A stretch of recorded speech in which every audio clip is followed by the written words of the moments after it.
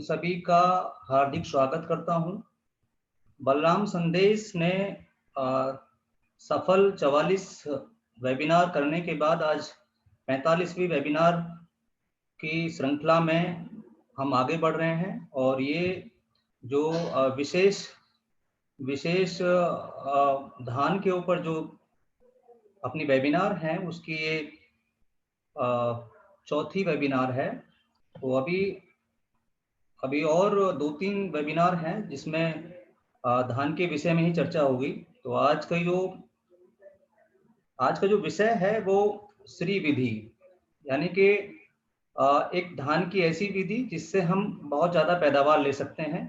उसकी जो क्या बारीकियां हैं, किस तरीके से पौध बनानी है, क्या उसमें न्यूट्रिएंट मैनेजमेंट करना है, तो इस आज के जो मुख्य वक्ता हैं इन सब के बारे में जो बताएंगे वो टीम बलराम के ही सदस्य हैं। एक सफल किसान है, प्रगतिशील किसान है, श्री धीरज गहलोत जी, जो नागपुर महाराष्ट्र से हैं। आप सभी के माइक बंद किए गए हैं अभी, और वेबिनार के समय जो भी आपके मन में सवाल आए विषय से संबंधित आप चैट बॉक्स में रख सकते हैं या बाद में हैंड रेज करके जब वेबिनार फिनिश होगी तब आप अपना सवाल रख सकते हैं। उससे पहले आप अपना परिचय देंगे, कहाँ से हैं, और उसके बाद फिर अपना सवाल रखेंगे। तो मैं बलराम के परिचय के लिए जो हमारे मेंटर हैं श्री डॉक्टर देवेंद्र प्यासी जी, जो JNKV विश्वविद्यालय में अलसी के वैज्ञानिक हैं और काफ़ी समय से काम कर रहे हैं, बहुत सारी वैरायटी पर काम किया है सर ने। तो मैं टीम बलराम संदेश के जो मेंटर हैं मैं उनको आग्रह करता हूं कि सर आएं और बलराम संदेश का परिचय दें। Please, over to you sir. Thank you, सादर धन्यवाद शिव सर। बलराम फाउंडेशन के बलराम संदेश वेबिनार की खरीफ वेबिनार की धान फसल विशेष की श्रृंखला में अब तक 4 वेबिनार आयोजित कर चुके हैं हम लोग। आज हमारी जो है 5वीं वेबिनार है, जिसके अंतर्गत हमारा प्रयास है कि किसान के द्वारा किसान की सफलता की कहानी स्वयं की जुबानी हो। और आज हमारे बीच में है टीम बलराम की ही ओर से हमारे सफल, जैसा कि आपको विदित है, बलराम संदेश एक ऐसा प्लेटफॉर्म है जिसमें वैज्ञानिकों एवं जो है हमारे प्रगतिशील किसानों का एक समूह है। तो इसी समूह के हमारे प्रगतिशील किसान जो हमारे ट्रेजरार भी हैं आज प्रस्तुत करेंगे अब जैविक श्री विधि के माध्यम से धान में जैविक खेती और उसके विपणन की का अपना उनका मॉडल है। और उस मॉडल के अनुसार काफी चर्चित मॉडल है और काफी बेहतर काम कर रहे हैं। वो महाराष्ट्र में नागपुर जिले से हैं।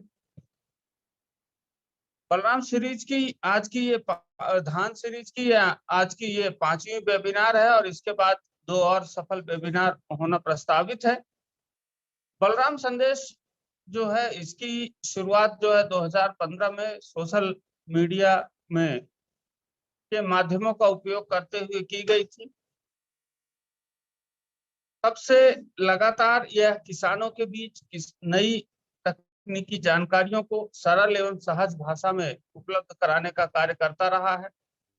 इस टीम में, इस बलराम की टीम में जो है हमारे प्रगतिशील किसान के साथ साथ हमारे अनुभवी वैज्ञानिक गण और हमारे मार्गदर्शक मंडल में जो है हमारे जो है वरिष्ठ साथी, सबके सहयोग, स्नेह एवं आशीर्वाद से हम निरंतर जो है विगत 4 महीनों से वेबिनार की एक श्रृंखला चला रहे हैं और जिसके माध्यम से कोशिश ये है कि उस विषय के जो एक्सपर्ट हैं, देश के जो जाने माने एक्सपर्ट हैं उस विषय से, उनके माध्यम से, उनके सहयोग से किसानों को जो है उस पर्टिकुलर फसल पे या क्रॉप पे या विधा पे जो है पूर्ण जानकारी उपलब्ध कराया जा सके।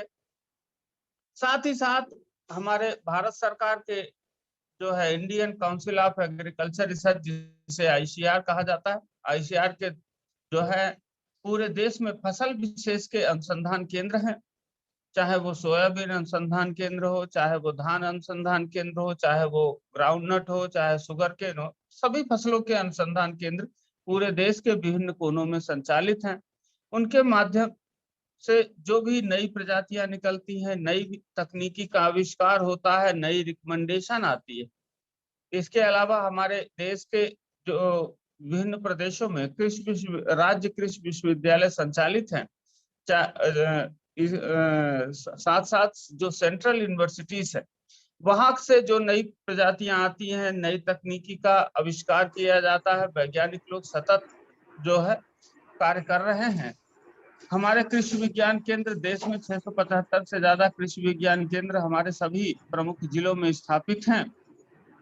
तो उनके माध्यम से नित्य नए नवाचार किए जाते हैं और अनुसंधान की रिकमेंडेशन आती है। उन सभी रिकमेंडेशन को किसानों के पास तक पहुंचाने को हमारे देश के कृषि से संबंधित जितने भी स्वयंसेवी संगठन है, एनजीओज हैं, हमारे प्रगतिशील किसान हैं, जो कि खुद बहुत ही अच्छी जो है नॉलेज रखते हैं और उन्होंने अपना उस विधा में, पर्टिकुलर विधा में अपना मुकाम स्थापित किया है अपने ज्ञान का अर्जन करके।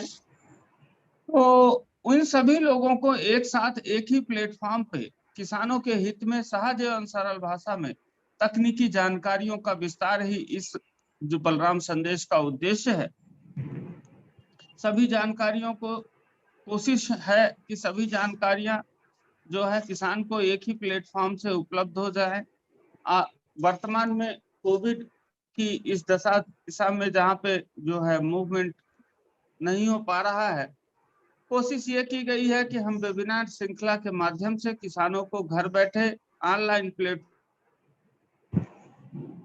प्लेटफॉर्म जैसे व्हाट्सएप, फेसबुक, यूट्यूब और इंस्टाग्राम के माध्यम से जो है हम जानकारियां निरंतर निर्विघ्न रूप से पहुंचा रहे हैं।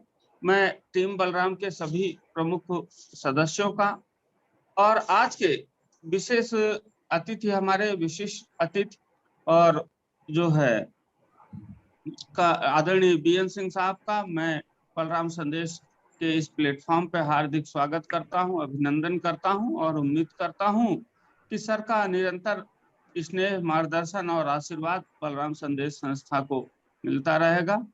और इन्हीं सब बातों के साथ मैं जो है आज के हमारे जो वक्ता हैं, मुख्य वक्ता आदरणीय श्री धीरज गहलोत जी का परिचय के लिए मैं आमंत्रित करता हूं। हमारे समूह के बलराम फाउंडेशन के सचिव डॉक्टर शुभम कुलश्रेष्ठ जी का, और उनसे अनुरोध करता हूं कि आज के वक्ता का विस्तृत परिचय जो है किसानों के सामने रखें, जिससे ये उदाहरण किसानों को स्थापित हो कि यदि हम लगन से और अपनी कर्मठता से काम करेंगे तो निश्चित रूप से हम किसानों के बीच एक ऐसा जो है एक ऐसा जो है उदाहरण प्रस्तुत करेंगे कि अन्य किसानों के लिए वो प्रेरणा स्रोत बन जाएगा। मैं आमंत्रित करता हूं आदरणीय शुभम जी। सादर धन्यवाद सर, आप सभी को नमस्ते, जय बलराम। जैसा कि आपको पहले भी बताया जा चुका है, बलराम फाउंडेशन की ये डिजिटल पहल बलराम संदेश के अंतर्गत कुल होती आज 45वीं वेबिनार में, और धान की इस विशेष सीरीज में आज की कड़ी 5वीं श्रृंखला धान विशेष के रूप में आज जो है आपको मिलवाया जा रहा है श्री विधि, यानी कि system of rice intensification method से धान लगाने वाले एक विशेष किसान। तो आज इनका परिचय है कि आप 51 वर्ष की उम्र में आपने अभी भी खेती के दामन को थाम रखा है और शहरी जीवन में रहते हुए आप वातावरण, अपने ग्रामीण वातावरण से लगातार जुड़े रहे हैं। आपका नाम है धीरज गहलोत जी। धीरज गहलोत जी ग्राम अकोली, तहसील कुही, जिला नागपुर, महाराष्ट्र से हैं। और इनका आज जो है विशेष ये वेबिनार क्यों कराया जा रहा है, क्योंकि कुल रकबा 40 एकड़ में से पिछले 5 सालों से सफल तरीके से आप श्री विधि में 20 एकड़ खेत में आप, यानी कि आधे खेत में जो है 20 एकड़ एक बहुत बड़ा रकबा होता है। और श्री विधि एक बहुत टेक्निकल काम होता है, खास तौर पे आपको खुद से लगवाने में। तो ये विशेष तौर पे श्री विधि से आप ये खेती करते हैं। और बाकी जो अन्य 20 एकड़ है उसमें अन्य फसलें या सामान्य जो ट्रांसप्लांटिंग तरीके हैं उस तरीके से आप अपनी धान की फसल को लेते हैं। तो धान के अलावा जो है आप गेहूं, मिर्च, चना, गन्ना, अलसी जैसी फसल लेते हैं। लेकिन एक किसान के नाते आप अच्छे से किसानों को ये समझा सकें, और एक अनुभवी किसान जो आपने श्री विधि में श्रृंखला जारी रखी है, इसलिए आपको जो है आज का टॉपिक बलराम टीम आपको देते हुए बहुत गर्व का अनुभव महसूस करती है। धान की जो किस्में आप अपने यहाँ फार्म पर उगाते हैं उसमें मणिपुर की बहुत स्पेशल वैरायटी काले चावल वाली चौकोहाई, या और भी अन्य किस्में जो जैस्मिन या लाल चावल जिसमें कि कट्टू यानम, और हल्के धानी छोटे कलर वाले चावल कमल ग्रीन। उसके अलावा सुगंधित धान में दूबरा, जीरा फूल, दफ्तरी की वर्षा 144 वैरायटी है। और गेहूं में आप बहुत प्राचीन देसी किस्मों जैसे कि खपली गेहूं, बंसी गेहूं, और नई से नई जो अभी काला गेहूं, इस तरह की नई से नई टेक्नोलॉजी, नई से नई कृषि की किस्में जो फसलों विशेष हैं। और इनके अलावा आप अपने एक मेडिकल स्टोर पे भी अपना संचालन, जीवन यापन जो है व्यतीत करते हैं। तो ये एक परिचय है इनका जो मैं समझता हूँ कि नाकाफी है सिर्फ इनके बारे में बताने के लिए। धीरज गहलोत जी हमसे पिछले करीब 3 से 4 सालों से जुड़े रहे हैं, और पूरे भारत में इन्होंने जिस संयम के साथ जैविक खेती के ट्रेनिंग के लिए बहुत सारे किसानों को लगातार सुझाव दिए हैं, हमेशा मदद करते रहे हैं, बिल्कुल पीछे रह के, कहीं भी ये फ्रंट पे नहीं आए हैं आज तक। तो हमें बहुत गर्व महसूस हो रहा है कि आप ऐसे एक किसान से बलराम संदेश प्लेटफॉर्म के तहत आज मिलने जा रहे हैं जो आपको श्री विधि से एक किसान की सक्सेस स्टोरी बता सकते हैं।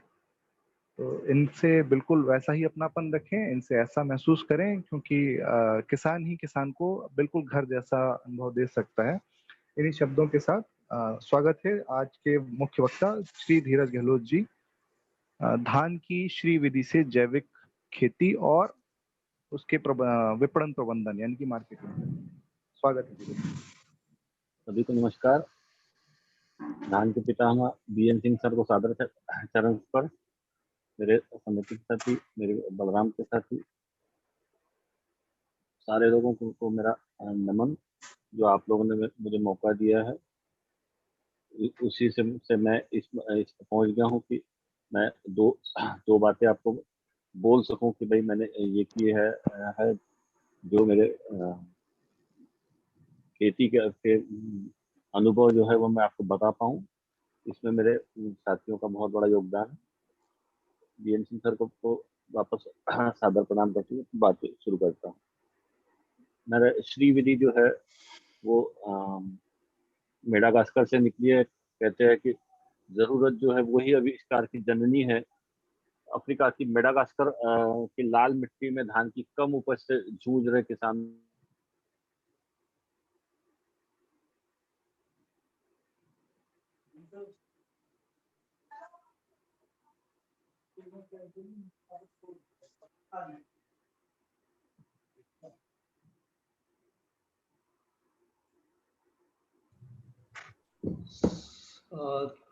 गहलोत जी का संपर्क टूट गया है शायद। सर देखिए जरा अनम्यूट तो नहीं हुए हैं आप? म्यूट तो नहीं हो गए? हेलो, हाँ सर, नेक्स्ट आवाज नहीं आ स्लाइड पे करते। हाँ जी, next slide sir, next slide sir. Next sir, सर्वप्रथम फसल की तैयारी पे देखिए।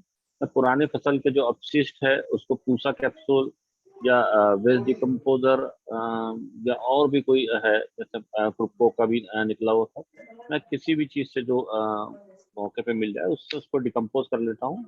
जैसे गेहूं के जो है उसमें हमने जैसे गेहूं निकलने के बाद में उसकी जुताई करके उसमें उसको डिकम्पोज करना कर दिया। फिर हमने जमीन की जो है हल्की कल्टीवेटर से जुताई हम करके रख लेते। नर्सरी की जो बुआई है उससे 1 महीना पहले मैं हरी खाद जो है उसका को हर अल्टरनेट इसमें यूज करता हूँ। हरी खाद की बुआई जो है उस फसल की 40 से 45 दिन के पहले उसका ये हो जाना चाहिए। तो नर्सरी का जो 15-20 से 20 दिन का टाइम रहता है, ऐसे तो मैं 12 से 15 दिन में ही मेरा ये हो जाता है, लग जाता है। तो उसके हिसाब से 45 दिन का जो टाइम है, हमारी ट्रांसप्लांटिंग से 45 दिन के आसपास का टाइम पकड़ के उसकी हम बुआई कर देते हैं। धान की जो ट्रांसप्लांटिंग से 4 दिन पहले जो है उसको जमीन में मैं दबा देता हूँ, ताकि वो 4 दिन का समय उसको मिल जाए कि वो उसका डिकम्पोज होने में जो वक्त लगेगा वो 4 दिन के वक्त में मैं उसको का वक्त मेरे को मिल जाए। तो उसके बाद में मैं तैयारी के इसमें जो हमारी खेत की जो चौड़ाई है उसके हिसाब से हमने उसको 10-10 इंच पे एक रस्सी लेके उसमें गांठ लगा के रखी हुई है। क्योंकि मार्कर से हमने शुरुआत की थी, लेकिन मार्कर से क्या होता था ना कि पानी में मार्कर उसकी मार्किंग बराबर दिखती नहीं थी। लेबर जो है वो उसको इतना स्किल्ड नहीं होता था कि जिससे कि हम ये कर रहा है। तो उसको जो है मैंने मतलब गांठ बांध बांध के 10-10 इंच पे, ये देखिए आपको इस स्लाइड में आपको दिखेगी, ऐसी हल्की जुताई हमने कर ली है। मेरी जो पुराने अवशेष है वो डिकम्पोज हो चुके हैं। रस्सी जो है उस पे देखिए आप ऐसे 10-10 इंच की पे गांठें ये हो गई है। उसमें उसमें गांठों पे जो है एक 10 इंच का अंतर है। मैंने 12 इंच पे भी किया था और 9 इंच पे भी किया हुआ था, लेकिन 10 इंच का अंतर जो है वो एकदम अच्छा अंतर मैं उसको मानता हूँ, क्योंकि जो हमारी बीच में जिसके लिए जो अपने कोनो वीडर चलाने के लिए या वेट पैडी वीडर चलाने के लिए जो अंतर होता है वो एक 10 इंच के आसपास के अंतर में बहुत अच्छे से चल जाता है। नेक्स्ट सर, सबसे सर्वप्रथम मैं बीज का उपचारण।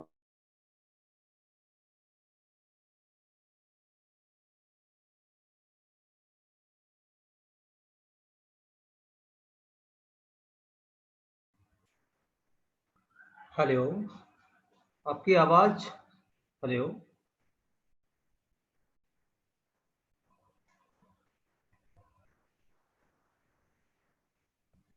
हेलो, में भी डालते आ जाता है।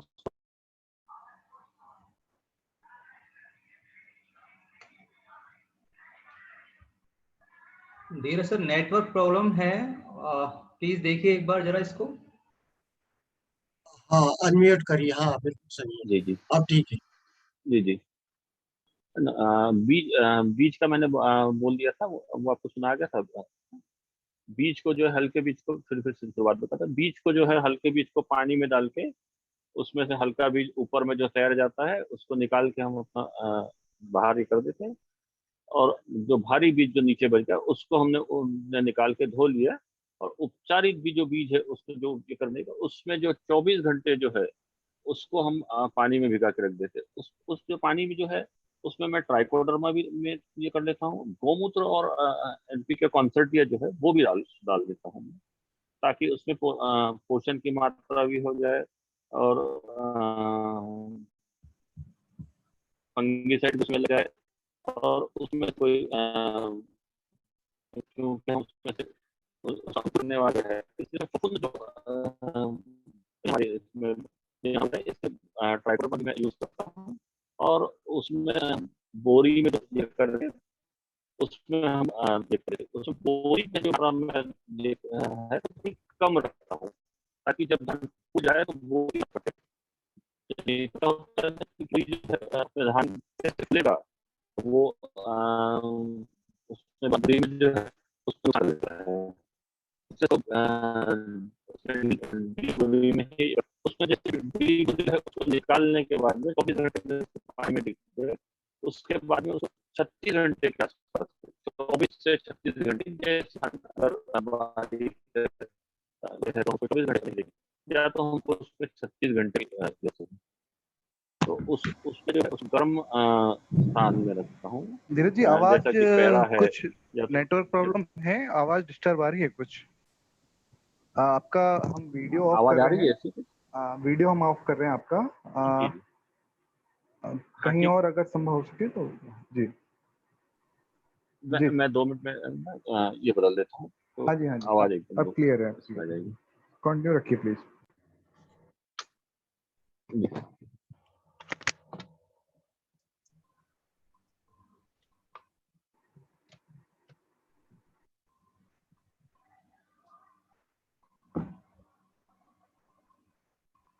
साथियों नेटवर्क प्रॉब्लम है, अभी वापस आ रहे हैं सर। 1 मिनट। आवाज आ रही है अभी? अभी नहीं आ रही है ठीक से। हेलो,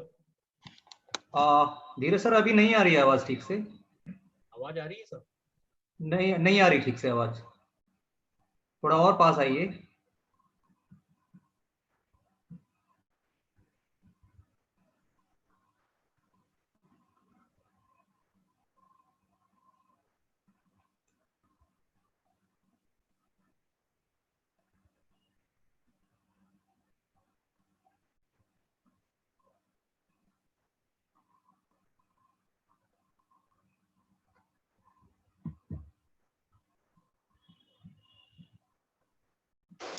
आवाज आ रही है सर अभी? हाँ, आ रही कुछ आवाज, अभी क्लियर नहीं है, थोड़ा और प्रयास कीजिए।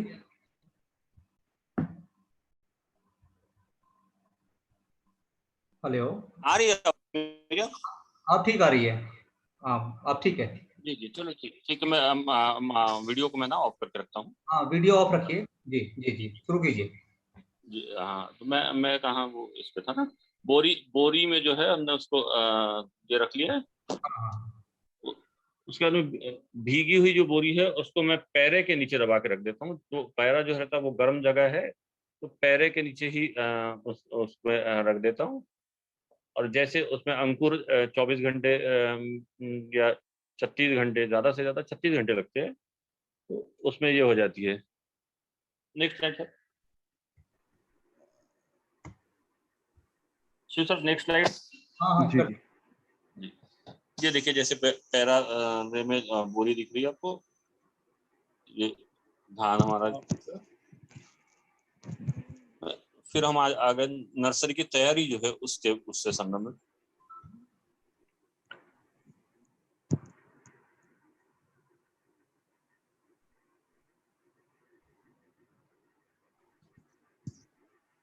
समतल जगह जो है उसमें गोबर खाद डालकर अच्छे से तैयार कर लिया।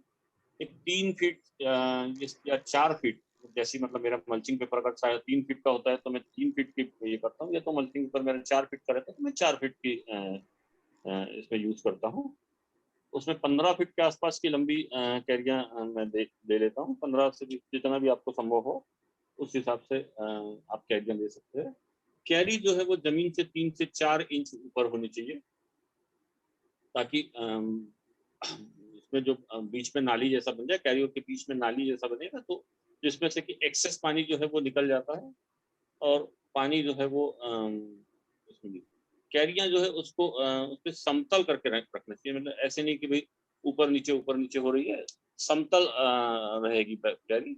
तो बीज जो है वो ज्यादा घना न डालते हुए थोड़ा थोड़ा दूर दूर डालते हुए। अगर हम मशीन के लिए बुआई करेंगे, ट्रांसप्लांटर के लिए कर रहे हैं, तो मैं थोड़ा नजदीक डालता हूँ, लेकिन चूंकि हम ट्रांसप्लांटर से नहीं कर रहे थे, रस्सी से, तो थोड़ा सा दूर दूर डाल देता हूँ। उसमें गोबर की खाद से हल्की परत से जो है उसको झाग देता हूँ। गोबर की खाद जो हमने यूज करी, उसको मैं पहले ही 15 दिन से पहले अलग अलग ढेरों में, पहले मैं एक में करता था, फिर अरुण शर्मा सर ने पिछले साल भी बताई थी हमको, तो उसमें से हमने अलग अलग ढेरों में उसको यूज बना रहे थे। सुडोमोनास से, ट्राइकोडर्मा से उसको उपचारित कर लिए, ताकि उसमें से भी कोई बीमारी ना जा पाए। उसमें उससे जिस गोबर से हमने झाग दिए उसमें वो उपचारित गोबर था। उसके बाद में हमने उसको कैरियों को जो है पैरे से ढक दिया है। पैरा जो है उसके ऊपर से, ताकि जो चिड़िया जो है वो ना खा पाए, उसमें गर्माहट भी बनी रहे, तो जिससे उसकी जो हमारा स्प्राउटेड जो धान है वो अच्छी तरीके से उगा हुआ धान जो वो अच्छा उसका रोपा बन जाए। उसको ट्राइकोडर्मा के पानी से, गौमूत्र, NPK, ZNSB, PSB के पानी से भी मैं उसको सींच देता हूँ। जो पानी हम उस पर डालने वाले हैं उसमें पहले ही हमने इसको मिला के रखा हुआ है और उस पे को हम सींच देते हैं। ढका हुआ जो पैरा है उसकी शुरुआत के 3 से 4 दिन, जब तक का कि उसकी स्पॉटिंग अच्छे से ना हो जाए, उसमें जो है उसकी ज्यादा केयर लेनी होती है। इसलिए उसमें 3 से 4 बार जो है उसमें उसकी सिंचाई करना चाहिए। चाहे जो बगल में नाली का जो पानी है उससे ये कर ले हम, या तो हम जो है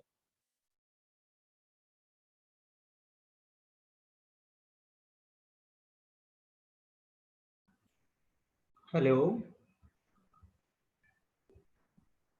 धीरज सर, आप म्यूट तो नहीं हो गए हैं? हेलो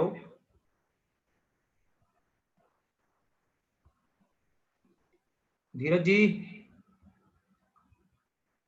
शायद मेरी आवाज नहीं पहुंच पा रही है।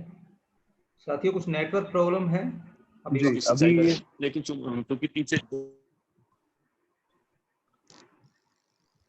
धीरज सर, कुछ वहाँ नेटवर्क, ये आज मध्य प्रदेश और महाराष्ट्र में अचानक से तेज बरसात शुरू हो चुकी है, इसलिए कुछ नेटवर्क की प्रॉब्लम फिलहाल आ रही है। 1 से 2 मिनट का धैर्य बनाए रखिए, अभी हमसे दोबारा जुड़ जाए। 3 से 4 दिन में जो है वो पैरे को हटा देंगे, उसमें आपको रोपा दिखने जाएगा। क्योंकि हमें मैं SRI विधि में 12 से 15 दिन के बीच में ही उसको रोपना है, जो थरा जो है उसको लगाना है। इसलिए उसमें ज़्यादा से ज़्यादा उसकी देख रेख हमको करना चाहिए और उसमें ज़्यादा से ज़्यादा उसको पोषण देंगे ताकि वो जल्दी से ऊपर आ जाए। देखिए आप तो इसमें स्प्राउटेड वाला ये आपको दिख रहा है, ये ऐसी कैरियां जो है हमने बनाई हुई थी, उसी में आपको ये भी दिख रही है कि उसको गोबर खाद से हमने झाँक दिया, पैरे से उसको झाँक के ये जो पानी जो है हमने बाजू में छोड़ा हुआ है, इसी से हमने उसको उसी से हम उसको की सिंचाई कर देते हैं। ये देखिए इस तरीके से हम हमारा देखा। ये जो बीच में वाली आप स्लाइड देख रहे हैं, ये जो ट्रांसप्लांटिंग के लिए जो ये ट्रांसप्लांटर से जो मशीन से हम ट्रांसप्लांट करते हैं, उसके लिए हमने ऐसे ब्लॉक बना के रखा हुआ था। क्योंकि उसमें बंधन होता है कि उसकी मिट्टी जो है वो आधा इंच, पौन इंच से ऊपर उसकी मिट्टी नहीं रहना चाहिए। इसलिए ये ब्लॉक जो बना हुआ है उसकी चौड़ाई जो है वो 1 पौन इंच की थी, ताकि मिट्टी जो है वो बिल्कुल भी ज्यादा ना जा पाए। ये बीच में वाली आपको स्लाइड पे दिख रहा है, उसका ये 14 दिन 12 से 14 दिन की नर्सरी में देखेंगे आप बगल वाली स्लाइड में, तो उसमें दिख जा रही है। इसमें जो जो ये जो नर्सरी वाली जो इसमें थे, उसमें हमने पुराने कंडे, उसके बाद में सागरिका, हुमित्सु, इससे से जो है उसके मैंने अच्छे से उसको सिंचाई करके उसमें पोषण की मात्रा जो है वो ज्यादा से ज्यादा रखी हुई थी, ताकि वो बाढ़ उसकी जो है वो एकदम अच्छे से हो पाए, ताकि लगाते वक्त में जो है वो हाथ में हो जाए। क्योंकि क्या होता है ना कि 12 से 14 दिन का अगर छोटा रह गया तो लगाते वक्त में कहीं कहीं दिक्कत हो जाती है। Next slide sir.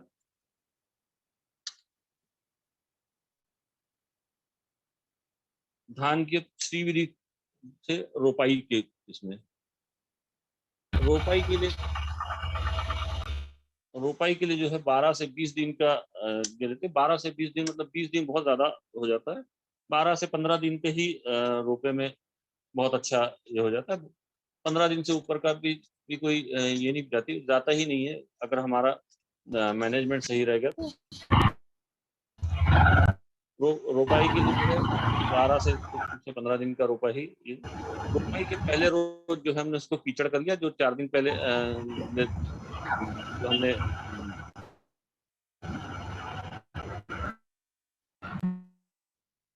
4 दिन पहले जो हमने हरी खाद को दबा दी थी, उसको वापस से एक बार फिर से ये करके उसमें मैं 1 बैग जो है सागरिका की Z+ की वो मैं मिला देता हूँ।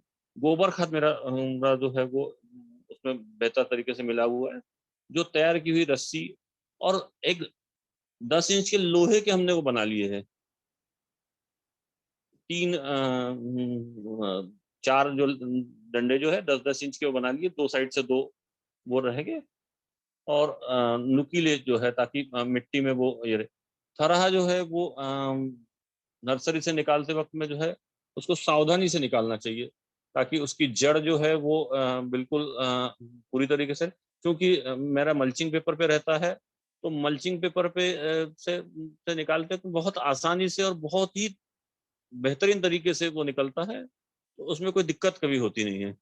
लगाते वक्त में जो है वो उसको पौधों को बिल्कुल सावधानी से अपना अलग-अलग करें, उसमें थोड़ी मिट्टी ज़रूर रहनी चाहिए क्योंकि हम लोग जब धो लेते हैं तो मिट्टी पूरी तरीके से निकल जाती है, लेकिन थोड़ी बहुत मिट्टी उसमें लगी रहनी चाहिए।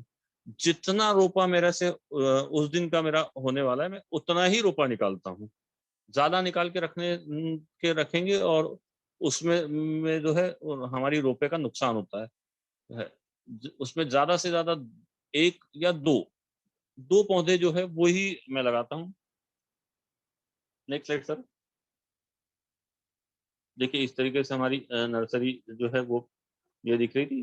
ट्रैक्टर से क्योंकि मैं ट्रैक्टर से करता हूँ इसलिए ट्रैक्टर से पूरी तरीके से ये हो गई।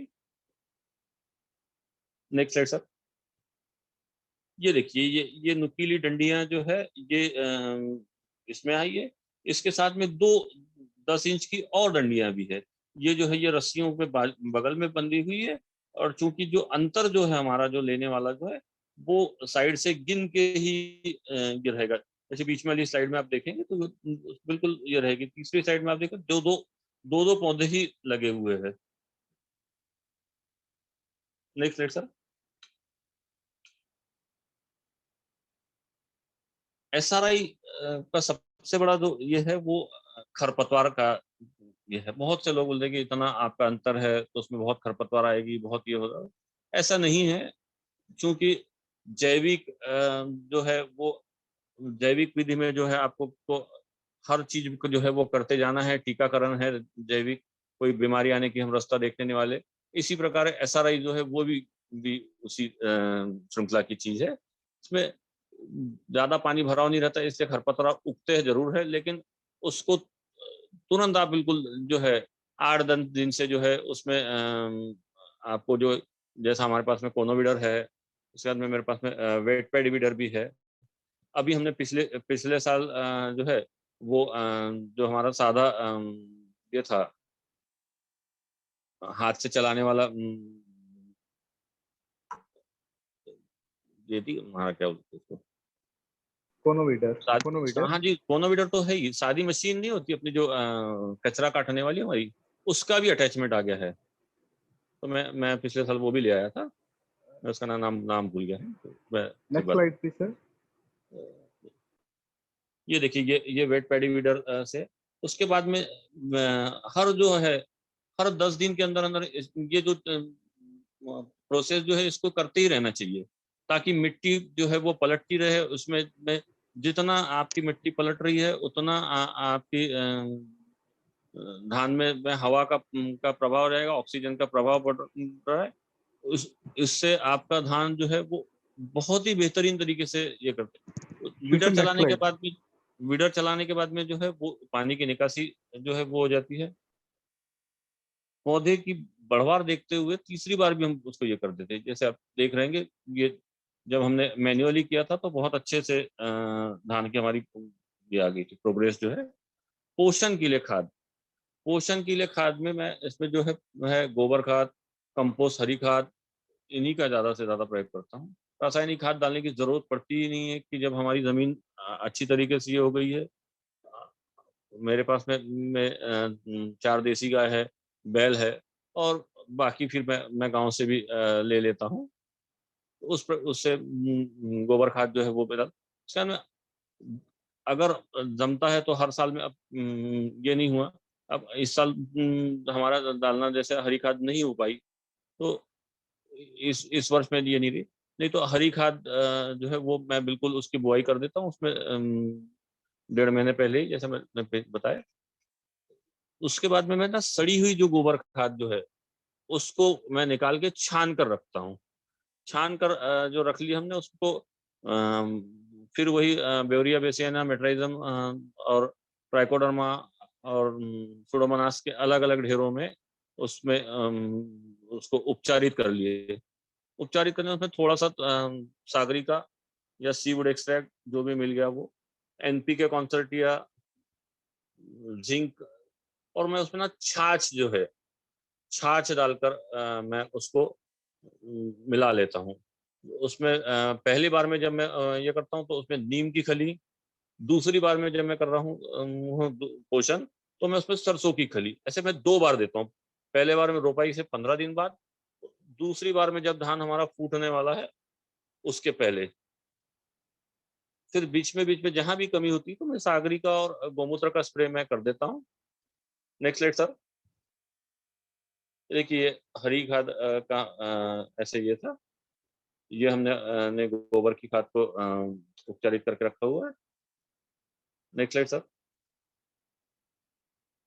ये सागरिका और zinc soluble bacteria, potash soluble bacteria. ये तीसरी साइड में आप देखेंगे जैसे जिस दिन हमने डालना था उसके पहले दिन जब पूरी चीज को मिला लिए उसमें हमने फिर छाछ का प्रयोग किया। Next slide sir. ये छान कर, ये देखिए बिल्कुल ये वाली आखिरी वाली स्लाइड में आप देख पाएंगे बिल्कुल अच्छे तरीके से वो ये हो रहा है। ऐसे अलग अलग ढेरों में हमने उसको उपचारित किया था, फिर हमने उसको छान लिया। ये इसमें फेंकने वाली, इसमें देखिए बिल्कुल कुछ भी मतलब जैसे कि आप रासायनिक खाद डाल रहे हैं इसी प्रकार से ये बन गया था। Next slide sir. हर सप्ताह में मैं जीवामृत देते रहता हूँ, खट्टी जांच का स्प्रे। जहां बहुत अगर कुछ ये है तो मैं, चूंकि मेरे पास में गाय है तो हर साल गाय बहती है तो उसकी जेर खाद बनती है मेरे पास में, वो ये को। फिर बेल रसायन जो है, बेल जो है हमारे यहाँ मार्केट से मैं बेल ले आता हूँ। बेल का जो रसायन है मैं उसका भी अंत में उसका भी स्प्रे कर देता हूँ। ये देखिए आप खट्टी छाछ की आपको दिख ही रही है, तो काफी दिन पुरानी छाछ रखी हुई रहती है। Next slide sir. कीट नियंत्रण। कीट नियंत्रण में 1 एकड़ में मैं 5 कम से कम 5 जो है फेरोमोन ट्रैप में लगाता हूँ। वो जैसी हमारी निराई गुड़ाई हो गई उसी वक्त में लगा दी, मतलब लगभग 40 दिन के आसपास में जो है उसे 40 दिन के आसपास में मैं वो लगा देता हूँ। 1 महीने से ऊपर का धान जब हो जाता है तो मैं लगा देता हूँ। उसके जैसे मेरा धान जो 25 से 30 दिन का हो गया है, मेरी निराई गुड़ाई से पानी जब भरा हुआ रहता तो मैं उसमें ना पाटा चला देता हूँ। पाटा चलाने से जो उसी वक्त में जो है महीने के आसपास में जो पत्ता लपेट वाली जो इल्ली आती है तो वो उससे हमारे मुक्ति हो जाती है और उससे फुटाव भी बहुत हो जाता है, क्योंकि पाटा चलाने से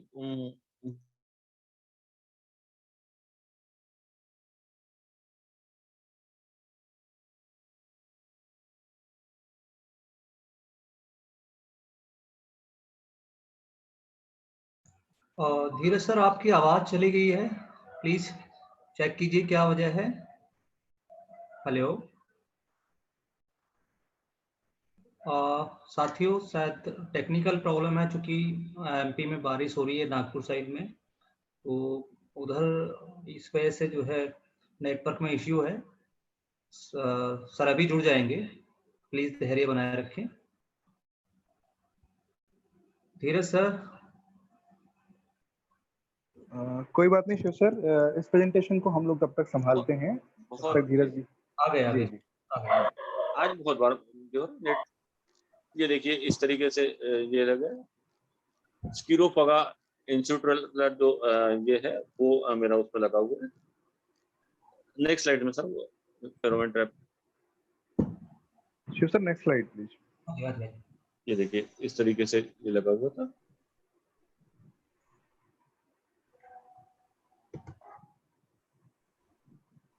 धान की गहाई जो है, तो चूंकि मैं जो धान का मैं चावल में मुझे बनाना है, जो ये है, मैं उसको के हल्की जब पीली पड़ जाती है, भूरी सी रंग की हो जाती है और झुक जाती है, उस वक्त में उसको सुगंधित धान की कढ़ाई ब्रश कटर जो जब मैं बोल रहा था, ब्रश कटर का ही अटैचमेंट भी आ गया है, तो जिससे कि वीडिंग भी हो जाती है। डीएसआर वालों के लिए भी बहुत अच्छा रहेगा वो, उसमें ब्रश कटर की अटैचमेंट अभी आई है, पिछले साल से ही आई है, तो मैं उससे भी ये कर लेता हूँ। धान की कटाई में ब्रश कटर या बाई लोग जो है लेबर के हाथ से मैं उसको कटवा लेता हूँ। धान जो है उसको झाड़ कर जो है, क्योंकि बाकी मशीन से अगर निकालने जाओ तो उसमें मिक्स हो जाता है, इसलिए हम उसको झाड़ के ही निकाल लेते हैं। उसमें अगर हमने उसमें धान मिक्स हो गया तो उसमें चावल असमान रूप से दूसरे भी आते देते, तो उससे विपणन के वक्त में ग्राहक में जो है उसका हमको नुकसान होता है। उसको जितना गहाई हमारी हो सकती है उतनी अपनी इसमें से रहेगी, तो उससे चावल जो है वो समान रूप से दिखने लग जाता है। देखिए इस तरीके से हमारा धान जो है मैं ये करता हूँ। Next slide sir. देखिए इस तरीके से हम लेबर के हाथ से अपना ये करा रहे हैं। Next slide sir. विपणन पे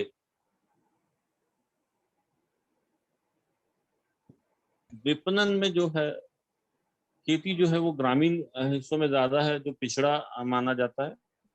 हालांकि भारत में के ग्रामीण क्षेत्रों से सोशल मीडिया के आने के बाद बहुत सा सुधार हो गया, क्योंकि सोशल मीडिया से हर व्यक्ति जुड़ गया है, इसलिए कृषि विपणन में बहुत सा फायदा हो चुका है।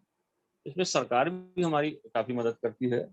सरकार हमें सुविधा देती है। हमारे यहाँ पे डीएसओ जो है, आत्मा की डीएसओ है गोयर मैडम, बहुत हेल्पिंग है वो। तो उनसे हम लोग हर साल वो मेला लगवाती है, हर साल ये सरकार हमको फायदा जो है वो देती है, लेकिन हम लोग उसको वो हमारे हाथ में है, हम लोग उसको लेना चाहते हैं, तो वो ज्यादा अच्छी है। उसमें मैंने विपणन के इसमें दो चीजों में ज्यादा ये किया। उसमें व्यक्तिगत जो मेरी अहमियत है, पहली कि मैं अपने क्षेत्र में मेरी पहचान जैविक किसान के रूप में करने की कोशिश कर रहा हूँ, कि कोई अगर हमारी गांव में आके हम पूछे कि फलां व्यक्ति को खेती में क्या यूज करते हैं, तो कोई उसको ये नहीं बताएगा कि हाँ भाई ये यूज करते हो, वो यही बताएगा कि हाँ भाई ये जैविक करते हैं। दूसरी, सोशल मीडिया से रूबरू होना, उसे समझाना, डिजिटलाइज होना जो है वो बहुत जरूरी है किसान के लिए। किसान अपना माल भेज रहा है कहीं, उसको पैसे का ये नहीं हो रहा, वो फेसबुक का अपना सहारा नहीं ले पाता, वो बाकी सोशल मीडिया के माध्यमों का सहारा नहीं ले पाता। तो उससे लिए डिजिटलाइजेशन जो है वो बहुत जरूरी है। मैंने उसको अच्छे से ये कर लिया। Next slide sir.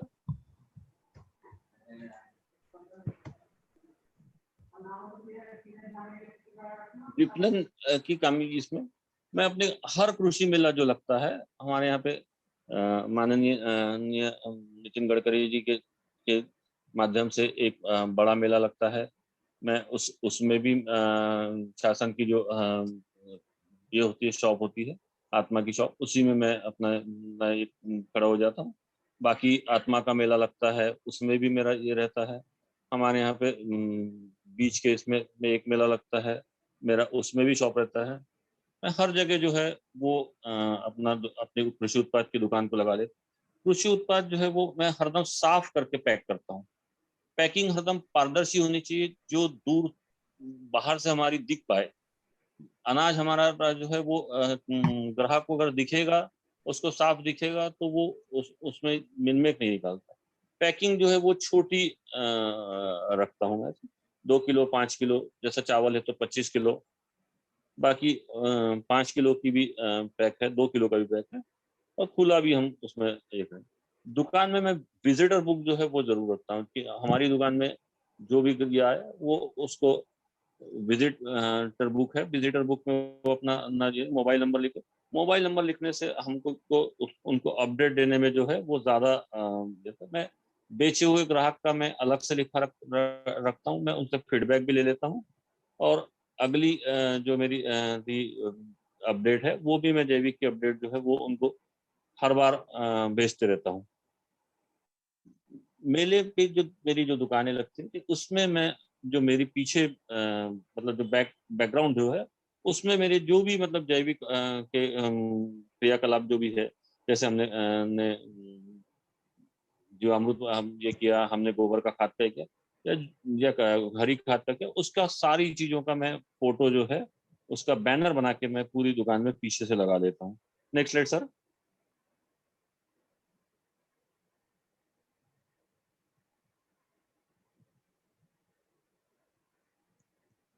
मेले में जो मैं दुकान लगाता हूँ उसमें अनाज के अलावा जो है, जैसे मैं धनिया, सरसों, अलसी, मिर्च, इनको भी मैं रख लेता हूँ। जो भी लेकिन मैं उत्पाद रखता हूँ वो मेरा खुद का उत्पादित रहता है।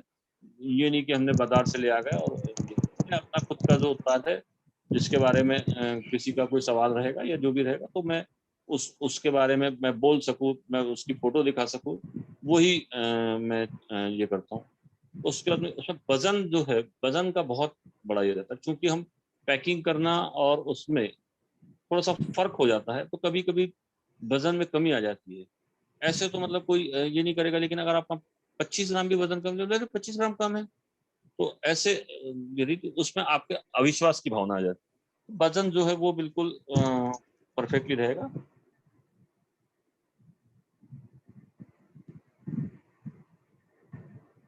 चाहे मेरा जैविक उत्पाद है, फिर भी मैं मेरा सर्टिफिकेशन के लिए मेरा लगाया हुआ है, लेकिन मेरा सर्टिफिकेशन ये नहीं है।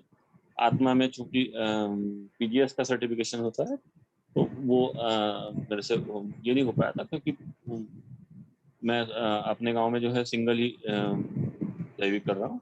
जैसी ये रहेगा, लेकिन मैं अपने जैविक किसान के रूप में जब भी स्थापित हो जाऊंगा, उसकी पूरी कीमत जो है, पूर्ण रूप से कीमत मुझे अपने आप मिलना शुरू हो जाएगी। अब ऐसे भी मेरे को जो है, जो हमारे ग्राहक है, जिन लोगों को पता है कि हाँ भाई ये जैविक करे, उसमें से मुझे कीमत के बारे में कभी मतलब ऐसे हो नहीं रहा है कि कोई कमी हो रही है।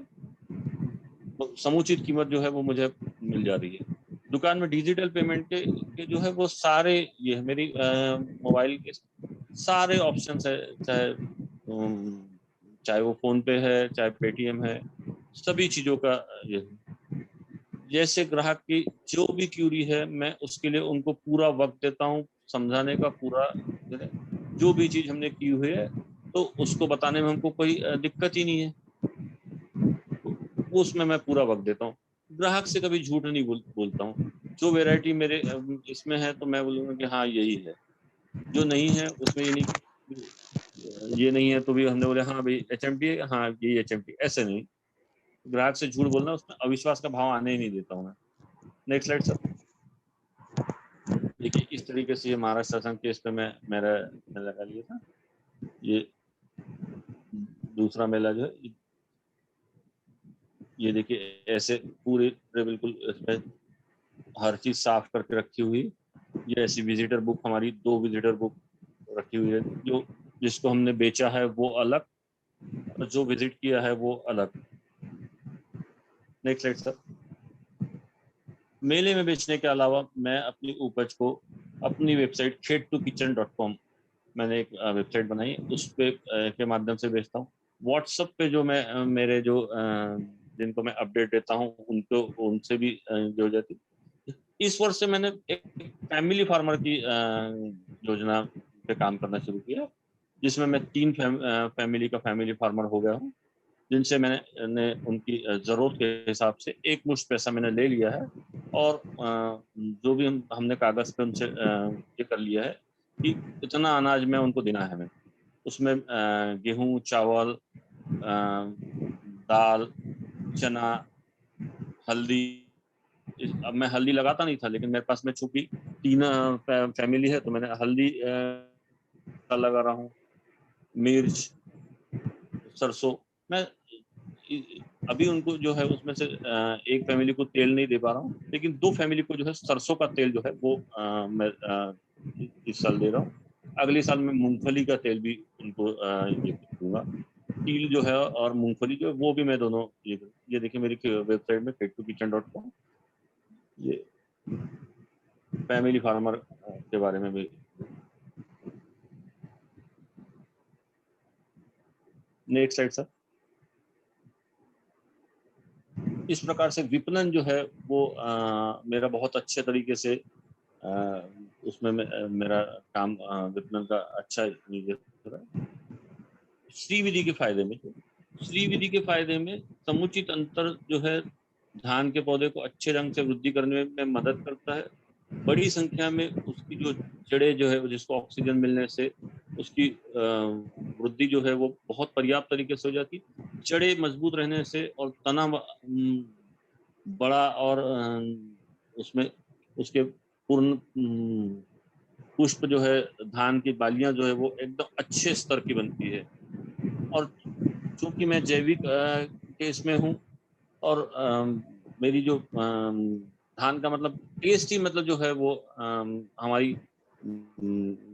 इसमें गौमूत्र और बाकी चीजों से जो है तो कीड़े जो है वो ये नहीं होते। और जैविक इसमें जमीन से जो है पौधा अपनी नैसर्गिक प्रक्रिया से वो बहुत अच्छी प्रतिरोधक क्षमता अपनी बना के रखता है। इससे ऊंचे से ऊंचा मैंने एक धान लगाई थी, चपाऊ थी शायद 7 फीट से ऊपर थी, 7.5 फीट के ऊपर, लेकिन वो भी नहीं गिरा। इससे ऊंची वैरायटी जो है वो भी नहीं गिरती है, क्योंकि ये धान की फसल को प्राकृतिक रूप से मिट्टी से पोषक तत्वों को लेने में मदद करती है, पौधों में बहुत बढ़ोतरी होती है।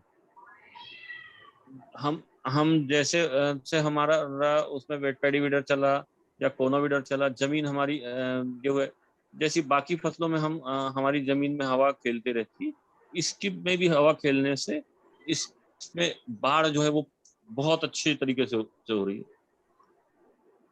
उसमें कल्लों की संख्या जो है वो बहुत ज्यादा, मतलब 50 कल्ले तो मतलब होते ही है।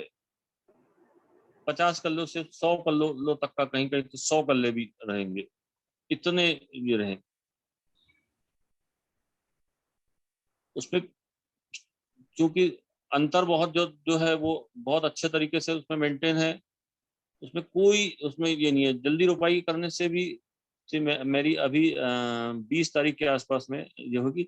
हम चूंकि अभी पानी का थोड़ा सा लेट हो गया था, नहीं तो मैं 30 तारीख के आसपास में मेरा हर साल मेरी नर्सरी डल जाती। अब नर्सरी मेरी 1 तारीख को मैं डालूंगा, और आराम से मतलब 12 तारीख से 20 तारीख के बीच में मेरा धान लग जाए। अर्ली लगाने के बाद में भी मेरी फसलों में किसी भी प्रकार का मुझे नुकसान होता नहीं, क्योंकि पानी की व्यवस्था हमारे पास में अपनी खुद की है, इसलिए ये होता नहीं। और इससे अगर पानी का थोड़ा बहुत ये भी रह गया तो जड़ें सूखती नहीं है। श्री विधि में पानी का जो है वो बहुत पानी भरने की जरूरत ही नहीं है, उसमें उसकी जड़ें जो है वो उनमें नमी बनी है तो भी आपका धान बहुत अच्छे से सर्वाइव कर रहा है, बहुत अच्छे उसके रिजल्ट आते हैं। Next slide sir. ये देखिए ये मेरी खुद की हाइट 6 फीट की थी, 6 फीट की है, तो उससे ऊपर में वो था। बीच में वाली इसमें देखेंगे आप कल्लों की संख्या बहुत ज्यादा है।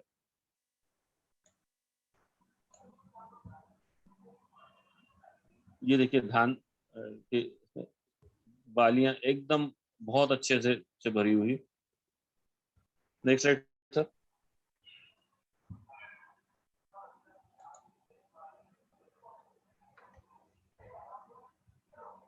इस तरीके से मैंने अपना पूरा अनुभव जो है वो आपके साथ साझा किया। प्रकृति के साथ में जीना, प्राकृतिक संसाधनों को बचाना ही जैविकता का प्रमाण है।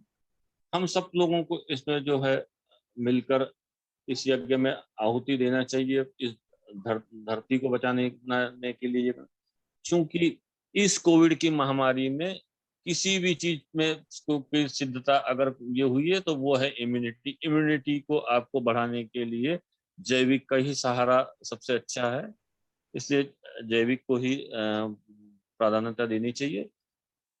जो लोग नॉन एग्रीकल्चर से भी है, उन लोगों को भी जैविक अनाज लेने पे ही ज्यादा जोर देना चाहिए। क्योंकि आप एक अच्छा अनाज ले रहे हैं तो आपने 2 पैसे आपके ज्यादा भी जाएंगे तो वो आपके स्वास्थ्य में ही कि इसमें कमी लेके आएंगे, दवाई के खर्चे में आपको कमी ले आएंगे। तो इकोनॉमिकली दोनों चीजें आपको सही की रहेगी। धन्यवाद। बहुत बहुत धन्यवाद धीरज सर, आपने हमारे पार्टिसिपेंट्स को बहुत अच्छे तरीके से सारी जो श्री मेथड की बारीकियां हैं वो समझाई, और लेके बीज से कटाई तक। और सबसे अच्छा पार्ट जो मुझे लगा वो मार्केटिंग वाला था, क्योंकि आज जरूरत है कि हम जैविक कर लें, नई नई टेक्निक अपना लें, लेकिन उसको मार्केटिंग करना बड़ा मुश्किल है। लेकिन जिस तरीके से आपने अपने फैमिली फार्मर कॉन्सेप्ट को डेवलप किया हुआ है, आसपास के किसानों के साथ में टाई अप करना डिजिटल माध्यम से और मेलों में जा करके, तो ये बहुत अच्छी बात है। ये आपकी जो बातें हैं बाकी किसानों को भी इससे प्रेरणा लेनी चाहिए, और जो लोग जैविक खेती कर रहे हैं या करना चाहते हैं उनको इस तरीके का जो मेथड है, जो आपका अनुभव है, उनसे काफी कुछ सीखना चाहिए। मैं बलराम टीम के बाकी सदस्यों से निवेदन करता हूं कि कोई सवाल यदि हैं तो आप पूछिए, किसी का हैंड रेज। अब मैं निवेदन करूंगा कि जिन लोगों के सवाल हैं वो हैंड रेज करें और अपना परिचय दें, और उसके बाद से जो भी आपके सवाल है वो पूछिए। प्रकाश मालपानी जी, आपका हैंड रेज था, सवाल पूछिए प्लीज। माइक ऑन कर सकते हैं आप।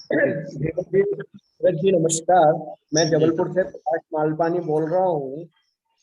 आपसे करीब 5-6 प्रश्न हैं मेरे। पहला तो ये कि ट्राइकोडर्मा, गोमूत्र और कंसोर्टिया जो आप सीड का ट्रीटमेंट करते हैं वो एज पर रिकमेंडेड जो है वो करते हैं, तो गोमूत्र आप कितना डालते हैं उसमें? गौमूत्र में अपनी अवेलेबिलिटी के हिसाब से, और जितना सब हमारा पहले बार में हमने जो धान को भिगोया, तो धान अगर मैंने जैसे मेरे पास में लेबर, अगर मेरी 5 लेबर है तो एक दिन में 40 किलो के आसपास में हम उसका की नर्सरी डाल पाते हैं। तो वो 40 किलो धान जो है अगर हमारी ड्रम में, आधी ड्रम में बराबर आ जा रहा है, तो मैं एक आधा पौन लीटर के आसपास में ही यूज कर लूंगा। अच्छा, ठीक है। वो अपनी जरूरत के हिसाब से और अपनी वक्त के हिसाब से मैं उसको यूज करता हूँ जी। फिर भी मतलब एक मोटा मोटा ये पकड़ के चलिए कि 150 लीटर में पानी में जो है वो आधा पौन लीटर से उससे ऊपर में जाता है, 1 लीटर के आसपास। हाँ, ठीक है जी। अच्छा, दूसरा ये खाद में जो आप रखते हैं, ट्राइको और गोमूत्र, एनपीके, ZSB, PSB, तो ये तो एज पर रिकमेंडेड जो है डोज वही उसके हिसाब से आप डालते हैं पर एकड़ के हिसाब से? जी, ठीक है। दूसरा ये था कि आपने सागरिका जो डालते हैं फील्ड पर एकड़ जी, सागरिका 10 किलो डाल देता हूँ। हाँ जी, वो कब डालते हैं आप? वो पहले बार में जो है पोषण जो है मैं जैसा पहला जो 15 दिन के अंदर दे देता हूँ, उसमें डाल देता हूँ 15 डेज वाले में। जी। जरूरत के हिसाब से मैं दूसरी बार में भी देखता हूँ, क्योंकि हमको अब हमारी फसल के हिसाब से हमको दिख रहा है कि हाँ भाई कहीं कमी महसूस हो रही, तो उसके हिसाब से फिर बीच में उसकी पूर्तता जो है वो कर ही रहे हैं। अच्छा, सेकंड टाइम भी आप डाल देते हैं, मतलब एडिशनल डालते हैं आप 10 किलो का डाला? ठीक है। अच्छा, आपने लिखा फील्ड में गोमूत्र का स्प्रे करते हैं, तो वो करीब 5% करते हैं, 10% का करते हैं? वो 200 लीटर के ड्रम में जो है वो 3 लीटर के आसपास में गोमूत्र डालते हैं। 200 लीटर का 3 लीटर। जैसे शुरुआत में हमने 3 लीटर का किया है, फिर हम कम पे भी है। अच्छा जी। अब फिर आपने जो इक्विपमेंट का आपने बताया कि कोनोवीटर, जी, वो कौन सी कंपनी का है? वो थोड़ा कोनोवीटर सर मैंने अमरावती से कहीं से मंगाया था मैंने। हाँ, नहीं, वो कंपनी का अगर नाम मिल जाए वो हेल्प हो जाएगी। ये वाला जो वेट पैडी वीडर जो बोल रहे हैं आप? हाँ नहीं, 3 आपने 4 चीज बोली, जी, कोनोवीडर, वेट। कोनोवीडर जो रहता है ना सर, वो मैन्युअली आपको यूज करना होता है। हाँ वो मैनुअल होता है, वो जी, ठीक जी, है। तो उसका कंपनी का नाम मिल जाए। वेट बेड वीडर आपने बोला दूसरा। वेट पैडी वीडर जो है वो मेरा विजय का है, साउथर्न कंपनी का है मेरे पास में। आप कोई भी यूज कर सकते हैं, ठीक है। जिस चीज की आपके और पास में जो आपको सामान आपके शहर में मिल रहा है, जबलपुर में जो आपको सामान मिल पाता है, हमको हाँ उसी जी, को यूज करना चाहिए। हाँ ठीक है। और तीसरा आपने लिखा है अपना हैंड कटर। जो ब्रश ब्रश कटर जो है, ब्रश कटर के अटैचमेंट पिछले साल से अटैचमेंट मिल जो जाते हैं। आते हैं, हाँ जी, वो जी, सब जी, आ जाते हैं पूरे। जी, जी, जी। ठीक। मैंने ठीक। ना उसमें अटैचमेंट अपने खुद के भी बनाए हुए हैं। हाँ हाँ जी, ठीक है। ठीक है, मालपानी, थैंक। मैं एक बात इसमें जोड़ना चाहता हूँ। जो आप कह रहे हैं ना कि ऑनलाइन ऑलरेडी है ये कोनोवीडर, आप वहां से ले सकते हैं। दूसरा, जो ग्रोथ का फेज होता है ना, वो 40 से 50 दिन का, आप उसमें कोई भी ग्रोथ वाली चीजें डाल सकते हैं। और हाँ धान जी, रोपाई करने के बाद जब जड़ पकड़ लेता है पौधा, उस हाँ समय जी, डालेंगे। जब देखते हैं ना, जब रोपाई करते हैं उसके बाद ग्रीन होने लगता है, वो ऑटोमेटिकली पौधा बढ़ने लगता है, उसमें ग्रीनरी आ जाती है। तो वो हाँ जी। बेस्ट समय होता है, 7 से 10 दिन 15 दिन का जो है, वो फर्स्ट टाइम डालने वाला जो है, जो भी खुराक ठीक है, डालनी होती है। जी ठीक। ठीक है, थैंक यू, थैंक यू। जी, जी। नेक्स्ट हैंड रेज है ब्रजेश भार्गवा जी का। प्लीज अपना सवाल पूछिए अपना इंट्रोडक्शन के साथ में, ब्रजेश जी।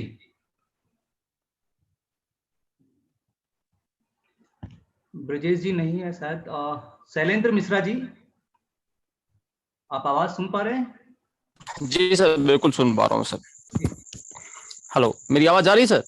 जी हाँ सर। जी, हाँ जी, आपकी आवाज आ रही है, पूछिए। हाँ सर, नमस्कार। मैं शैलेंद्र मिश्रा एमपी रीवा से बोल रहा था सर। जी ना। सर अर्गेनिक के खेती तो मैं करना चाह रहा हूँ, पर मेरे साथ सर एक प्रॉब्लम है कि मेरे पास गाय नहीं है सर। और अभी भी मैं रिसेंटली करीब 2 साल पहले से हमने एग्रीकल्चर में आया सर। जी, जी।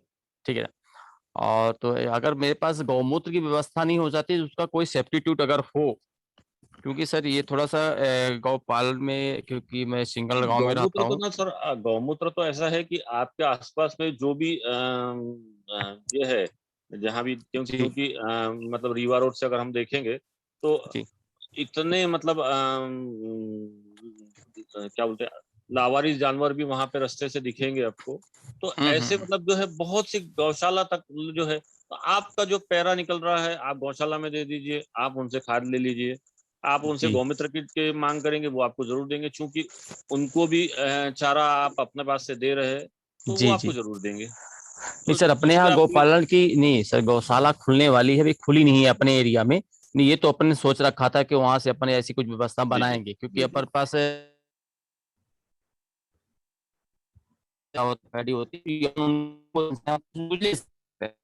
तब तक ऐसा व्यवस्था नहीं हो, तब तक कोई ऐसा कोई विकल्प है कि ये मतलब गौमूत्र के स्थान पे कुछ और हम उसका ऐसा कुछ कर हाँ, सके? गौमूत्र के स्थान पे आप जो जैसे से बाकी की जो मतलब जो है, जैसे मैं नाइट्रोजन की जी। पूर्तता के लिए ये करता हूँ कि कीट के इसके लिए, तो आप बाकी उसमें जो है व्यवस्था जो है, 5 पत्ती क्योंकि का सर काढ़ा आप बना सकते जीवामृत हैं। में भी गौमूत्र लगता है ना सर। समस्या नहीं तो तो ये है, जीवामृत में भी तो गौमूत्र लगता बहुत है। ज्यादा थोड़ी ना लगता है जी, बहुत ज्यादा जीवामृत में आपको जो है वो बहुत ज्यादा तो नहीं लग रहा है। उतना तो हम जी। गांव से आप किसी को भी बोलेंगे तो आपको वो जरूर अरे सर ला करके दे दे। जी बिल्कुल, हमने प्रयास किया मगर अवेलेबल नहीं हो पाया सर। हमने तो वो खरीदने के लिए भी तैयार था कि पर भाई हम 10 रुपए लीटर खरीदेंगे, तुम मेरे को दो। देखिए मिश्रा जी, अरे ऐसा है सर। कि आप जो है, सर जी वो जरूरी नहीं है कि देसी गाय मिले। जो भी पशु आपके पास उपलब्ध है, आप उसका भी गौमूत्र इस्तेमाल कर सकते हैं। नो डाउट जी देसी जी गाय का गौमूत्र बहुत अच्छा है, लेकिन आप जी प्रयास करेंगे आसपास गौशाला या हाँ, कहने। शुरुआत करने के लिए आपको ये जी, करना वो उसके लिए अपन तो खुद को ही गौपाल मत करना पड़ेगा, मतलब ये है। जी जी। हाँ, जी ठीक। जी जी। थैंक ठीक यू। है, सरसों की खली इस्तेमाल कर सकते हैं सर? हाँ, बिल्कुल कर सकते हैं सर, बिल्कुल कर सकते हैं। तो क्या रहेगा उसका डोज, कैसा रहेगा, कब देना पड़ेगा? जैसे पंद्रह मान लीजिए हमने 15 किलो के आसपास में पर एकड़ में यूज करना चाहिए। जी मैं जी 15 किलो कब के डालें आसपास सर? करता हूँ। जैसे हमने नर्सरी से प्लांट कर दिया, इसके बाद क्या है? 15 दिन के अंदर अंदर जो पोषण हम डालने वाले हैं उसमें आप उसको भिगा के डाल सकते हैं, आप उसको अच्छा। ऐसे कच्चा भी ये जी कर सकते हैं। जी जी जी, मैंने 15 दिन के अंदर अपन डाल सकते हैं, डिकम्पोजर जी, में जी। डाइल्यूट करके डाला जा सकता है? पहला पोषण जो है वो 15 दिन के अंदर अंदर तो करना ही चाहिए। जी जी जी जी, मतलब अपन डिकम्पोजर में इस्तेमाल करके उसको कर सकते हैं सर कि नहीं? जी जी जी जी कर सकते हैं। जी ठीक sir, thank you sir, thank you. Okay, next है ब्रिजेश भार्गव जी, अगर मेरी आवाज सुन पा रहे हैं तो आप सवाल रखिए। चलिए, बसंत वर्मा जी प्लीज आइए सर। बसंत वर्मा जी मेरी आवाज सुन पा रहे हैं? जी नमस्कार सर। हाँ जी। नमस्ते। मैं बसंत वर्मा बोल रहा हूँ उधर से। जी। धीरज जी, आपसे थोड़ी ये जानकारी चाहिए थी, आप शायद ब्लैक राइस भी लगाते हैं, जी जी जी तो इसमें क्या 3-4 प्रकार की वेराइटियां हैं या एक जी, ही? मेरे पास में 2 वैरायटी थी, एक एक चाकू थी, एक जैस्मिन थी। इसमें अच्छी कौन सी है? कृष्ण वो नाम से भी जी अपनी जानकारी जमीन लगी के है। हिसाब से, जी अपनी जमीन के हिसाब से थी। जैस्मिन जो थी वो 110 से 115 दिन के आसपास में हो जाती थी। चाकाऊ जो जी है 145 से 155 दिन के आसपास में आ जाती है। उसकी हाइट ज्यादा सर। बढ़ती है।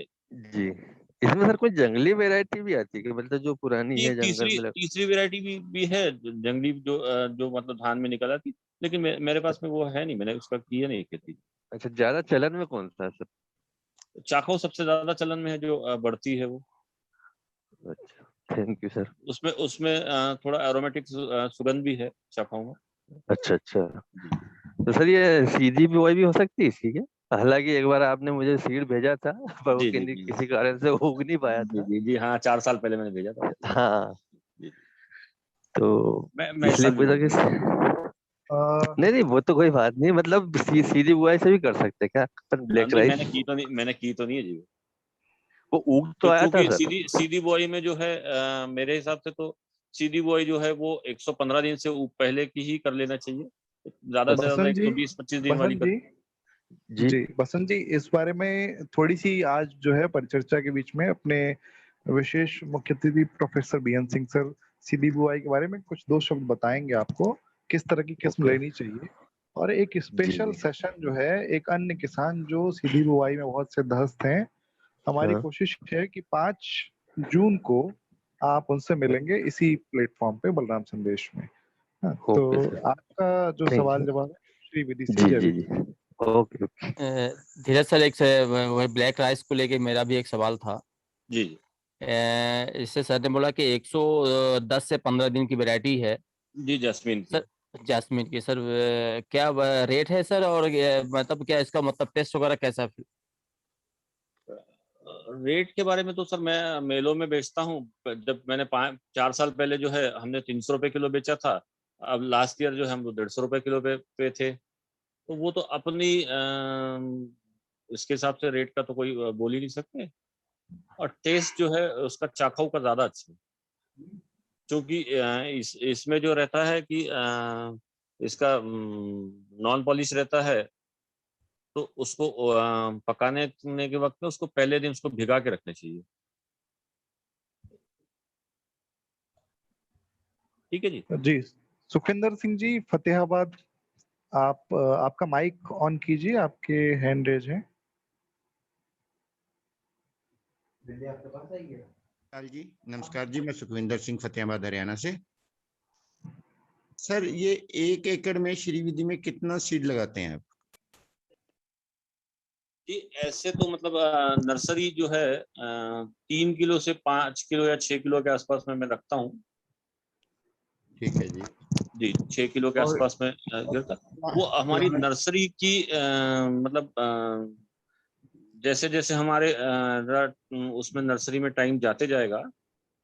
तो पहले जैसे हमको ज्यादा लगा, जब हम नए थे, हमको पता नहीं था। तो अंकुरित जो है, अंकुरित के इसमें पहले 3 दिन जो है वो बहुत ज्यादा मायने रखते हैं। तो उसमें जहां हम चूक गए तो हमारी नर्सरी पे कमी आती है। ठीक है जी। और जी जी, प्लांट टू प्लांट डिस्टेंस कितना लेते हैं सर? मैं 10 इंच कर रखता हूँ जी। ठीक है जी। और लाइनें सीधी या जिस बिल्कुल तरह सीधी आम? सीधी जाती जी, सीधी दो, मतलब इधर से तो रस्सी में जा रही, दूसरे हाँ तरफ से जो हमने सलाख जो मुझे रखी है, छड़ जो रखी है 10 इंच वाली। हाँ तो जी। उस पे उससे भी मतलब दोनों तरीके से सीधी जाती है बिल्कुल। ठीक है जी। और दूसरा सर, अगर इसको हम रासायनिक करें तो ईल्ड कितनी आएगी? आम रासायनिक से ज्यादा आएगी या जी कैसे जी, सर? ज्यादा आती है, ज्यादा आती है। मेरे 30 एकड़ के आसपास में 30 बोरे के आसपास में मेरा 30 क्विंटल के आसपास में मेरा पिछले साल का था। कौन सी वैरायटी से? वर्षा 144 में ये था। जीरा फुल में कम था, वर्षा 144 में ज्यादा था मेरा। और 11-21 लगाते हैं सर? नहीं जी, नहीं, मैंने नहीं लगाई। मैं ज्यादा से ज्यादा सुगंधित पे ये करता हूँ। तो 11-21 सुगंधित में है? नहीं, मैं देसी वाली वैरायटियों में। अच्छा सर, पाकिस्तानी मिल सकती है आपके साथ आज से जो से 15-20 साल पहले? नहीं जी, इधर बासमती का ये नहीं जी, मार्केट जो नागपुर में ना बासमती का ये नहीं होता। हाँ जी जी। और सबसे सुगंधित बढ़िया कौन सा धान मानते हैं आप? मैंने पिछले साल जीरा फुल ये लगाई थी। हाँ जी, जीरा फुल ज्यादा सुगंधित। ठीक है सर। और नंबर मिल सकता है सर आपका? जी, मैं चैट बॉक्स में लिख देता हूँ। ठीक है sir, thank you sir. Next Saurabh Dubey ji हैं और ओपी गौड़ जी हैं, जो भी अवेलेबल हैं। नमस्कार धीरज भैया। जी नमस्ते। डीएसआर और श्री विधि में आपने सुगंधित में कौन सी वैरायटी को आप प्रेफरेंस देते हैं? क्या आपका अनुभव रहा है डीएसआर में? जी नहीं जी, डीएसआर में नहीं, डीएसआर में नहीं। अच्छा, और श्री पद्धति में कौन सा ठीक बोलते हैं आप बासमती में? नहीं, बासमती नहीं बोलता हूँ मैं, देसी वैरायटियां जो है वो ज्यादा से ज्यादा ये है। और जो है बारीक वाले चावल मैं ज्यादा लगाता हूँ। अच्छा, ठीक ठीक। नेक्स्ट ओपी गौड़ साहब, मेरी आवाज सुन पा रहे हैं गौड़ जी? ब्रजेश भार्गव जी, चलिए। धीरज सर, मेरे पास कुछ चैट बॉक्स में सवाल हैं। प्रियांश त्रिवेदी जी पूछ रहे हैं कि अगर नॉर्मल धान का और श्री मेथड का दोनों को कंपैरिजन किया जाए लेबर को ध्यान में रखते हुए, तो दोनों में क्या अंतर है? और प्रोडक्शन वाइज प्रोडक्शन देखा जाए तो प्रोडक्शन किस में ज्यादा है? तो थोड़ा सा इस पर प्रकाश डाल दीजिए। ये सवाल समझ में नहीं आया सर। सवाल ये है कि जो नॉर्मल धान लगाते हैं और श्री मेथड लगाते हैं, तो उन दोनों में क्या अंतर है? जैसे लेबर में ज्यादा लगती है या क्या कॉस्टिंग, दोनों का आपको अनुभव है? तो दोनों में कुछ विशेष अंतर होता है? एसआरआई विधि में पहले साल तो आपको कॉस्टिंग जो है वो ज्यादा महसूस जरूर हो सकती है, लेकिन बाद के साल में आपको नहीं महसूस होगी, क्योंकि जब हमारी लेबर जो है, जो हमारे लेबर जो है वो स्किल्ड हो जाते हैं, उसके बाद में जो रस्सी जो डाल रहा है वो हमारा खुद का बंदा है। लगाने वाली लेबर तो जो लेडीज आ गई वो तो ठीक है, लेकिन जो लगाने वाला बंदा है वो तो हमारा खुद का रहता है, या मैं खुद ये करता हूँ। तो रस्सी जितने जल्दी चलती जाएगी उसके हिसाब से लेबर आपके सामने बढ़ती जाती है। और वो साधारण जो विधि लगाते थे हम, उससे इसमें ईल्ड ज्यादा है, बीमारियां जो है वो कम से कम है। इसमें कल्लों की संख्या इतनी ज्यादा रहती कि अगर आपको इसमें कोई बीमारी से अगर आपका कल्ला 1-2-4 जा भी लगे तो आपको कुछ ऐसा महसूस ही नहीं होगा कि आपका कोई ईल्ड कम हो रहा है। शुभम जी, इस पे कुछ आप कहना चाहेंगे? हेलो शुभम। हाँ जी, आवाज आ रही है? जी हाँ जी। अब भाई साहब, मैं ओपी गौर होशंगाबाद से बोल रहा था। जी गौर साहब, मैं ये पूछ रहा था कि मैंने पिछले बार जो है ब्लैक गेहूं लगाया था जी, और पूरा वो जैविक ही था, और पर मार्केट के लिए नहीं, देखिए कि जो भी आप नवाचार की फसल को लगाते हैं जी, तो आपको अपना मार्केट खुद को देखना चाहिए। अच्छा। चूंकि हर जगह जो है आप ये पकड़ के चलिए कि आपने जैसा जब गेहूं लगाया था तब आपने अपनी पोस्ट डालना चालू करते, आप अपने जो परिचय के लोग हैं, अब नई चीज थी 2-2 किलो भी, अब हमने तो आधा किलो तक का बेचा हुआ है। जी, मैंने 4 साल पहले जब ब्लैक राइस लगाया था 300 रुपए किलो में बेचते थे हम लोग, तो हम दिखाते थे कि अमेजोन पे भाई आपका कोई ये चावल 800 रुपए किलो मिल रहा है, आपको ये चावल 700 रुपए किलो मिल रहा है, अमेजोन पे दिखता था, तो वो आधा किलो भी बेचते थे हम। लेकिन चूंकि आधा आधा किलो करके हमारा जो है वो बिक जाता था। तो ये नवाचार की जो भी फसल आप लगाते हैं तो इसका आपको मार्केट खुद ही देखना चाहिए। जी जी। तो इस बार सर कौन सी विशेष फसल मतलब अपन ले सकते हैं इस बार? जी मैं तो धान में ही ज्यादा ये करता हूँ। अच्छा, धान में। वो मेरे यहाँ धान के लिए अभी व्यवस्था नहीं है, क्योंकि मैं अभी एक साल पहले से खेती शुरू की है। जब तक खाने पुरता आप अपना अन्न जो है वो आप जहाँ पे आपका जल भराव की स्थिति है वहां पे आप लगा के देख सकते हैं। जी जी जी जी। तो मैंने पिछले बार मतलब पूरा जैविक, लहसुन जैविक लगाया था, मिर्च जैविक लगाई थी, ब्लैक वाला गेहूं लगाया था। जी जी। तो जैविक तो वो अपने उपयोग में ही के लिए मैंने लगवाया था। ओपी गौर साहब, आपसे अनुरोध है, आप धान से संबंधित अगर कोई सवाल हो आपके और श्री विधि से हो तो आज आप रखें, नहीं तो आप अन्य किसी को अवसर दें अब। Okay sir, okay sir. Shubham, मुझे लगता है किसी के और तो नहीं है हैंड रेस। जी, चैट बॉक्स में एक सवाल और है। सुखविंदर सिंह जी हैं, ये पूछ रहे हैं कि श्री मेथड में 1 एकड़ में कितना खर्चा आ जाता है लेबर को यदि लगाएं तो? इनका 3000 रुपये आता है। तो इनकी जिज्ञासा थी कि क्या श्री मेथड में ज्यादा आएगा? नहीं, कम आता जी, कम आता है। पहले साल में भी आपको आएगा तो 3000 से ऊपर नहीं आएगा। दूसरी बार में तो अब मेरे को पिछले साल ना सर 1200 रुपए ही मतलब मेरा पर एकड़ का खर्चा रहा लगाने का। ठीक है, तो सवाल तो शुभम जी सब हो चुके हैं। आप कुछ कहना चाहें या बीएन सिंह सर से कुछ आप? जी शुभम जी। प्रोफेसर बैजनाथ सिंह सर, आप आमंत्रित हैं अपने कुछ भी एक्सपर्ट एडवाइस देने के लिए आज की इस श्री विधि से जैविक तरीके से धान लगाने की। Sir, professor Baijnath Singh sir. बहुत बहुत धन्यवाद धीरज जी। आपने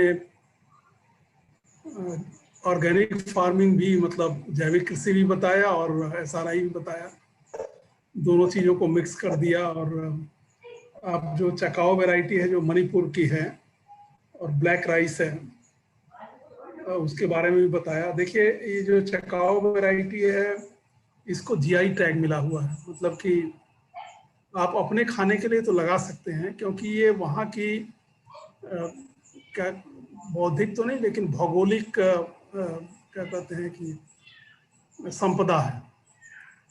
तो अभी एक चर्चा हुई थी कि बनारस में भी कुछ लोग इस किस्म को उगा करके और करीब 80 टन वो उन्होंने गल्फ कंट्री में इसका बेचा। तो एक सवाल आया था कि भाई इसमें क्या आपने मणिपुर सरकार से आपने जो जियोग्राफिकल इंडिकेशन है उसके लिए कोई एमओयू साइन किया था? क्योंकि देखिए क्या है कि कोई भी वैरायटी जिसको कि जीआई टैग मिला हुआ है, जैसे अभी मैं कतरनी के बारे में पढ़ रहा था, भागलपुर की है जो कि बिहार की, तो जो जीआई आप अपने खाने के लिए तो लगा सकते हैं, लेकिन जब आप मार्केट में बिजनेस करेंगे उसको तो इसके लिए आपको मणिपुर सरकार से या जो अदरवाइज यदि आपके ऊपर एक केस कर देंगे तो आपको लेने के देने पड़ जाएंगे। तो जैसे हमारे यहाँ हम लोग काला नमक के लिए जीआई मिला हुआ है और हमको रोज फोन आता है कोई बनारस से और कोई मतलब बहुत बिहार से, कई जगह से फोन करते हैं।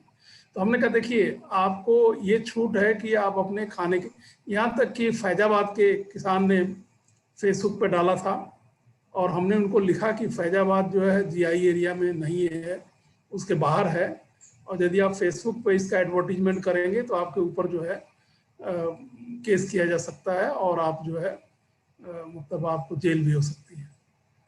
तो ये जो जियोग्राफिकल, जब तक आप उनके साथ एक एमओयू नहीं करेंगे कि भाई हम जो बेच रहे हैं उसका 5% या 10%, क्योंकि ये जो वैरायटीज जो हम लोग जो भौगोलिक जो क्या कहते हैं कि संपदा है, तो ये वहाँ के किसानों ने, जैसे काला नमक है, भगवान बुद्ध के टाइम से 2600 साल से यहाँ के लोगों ने उसको धरोहर करके उगाया है।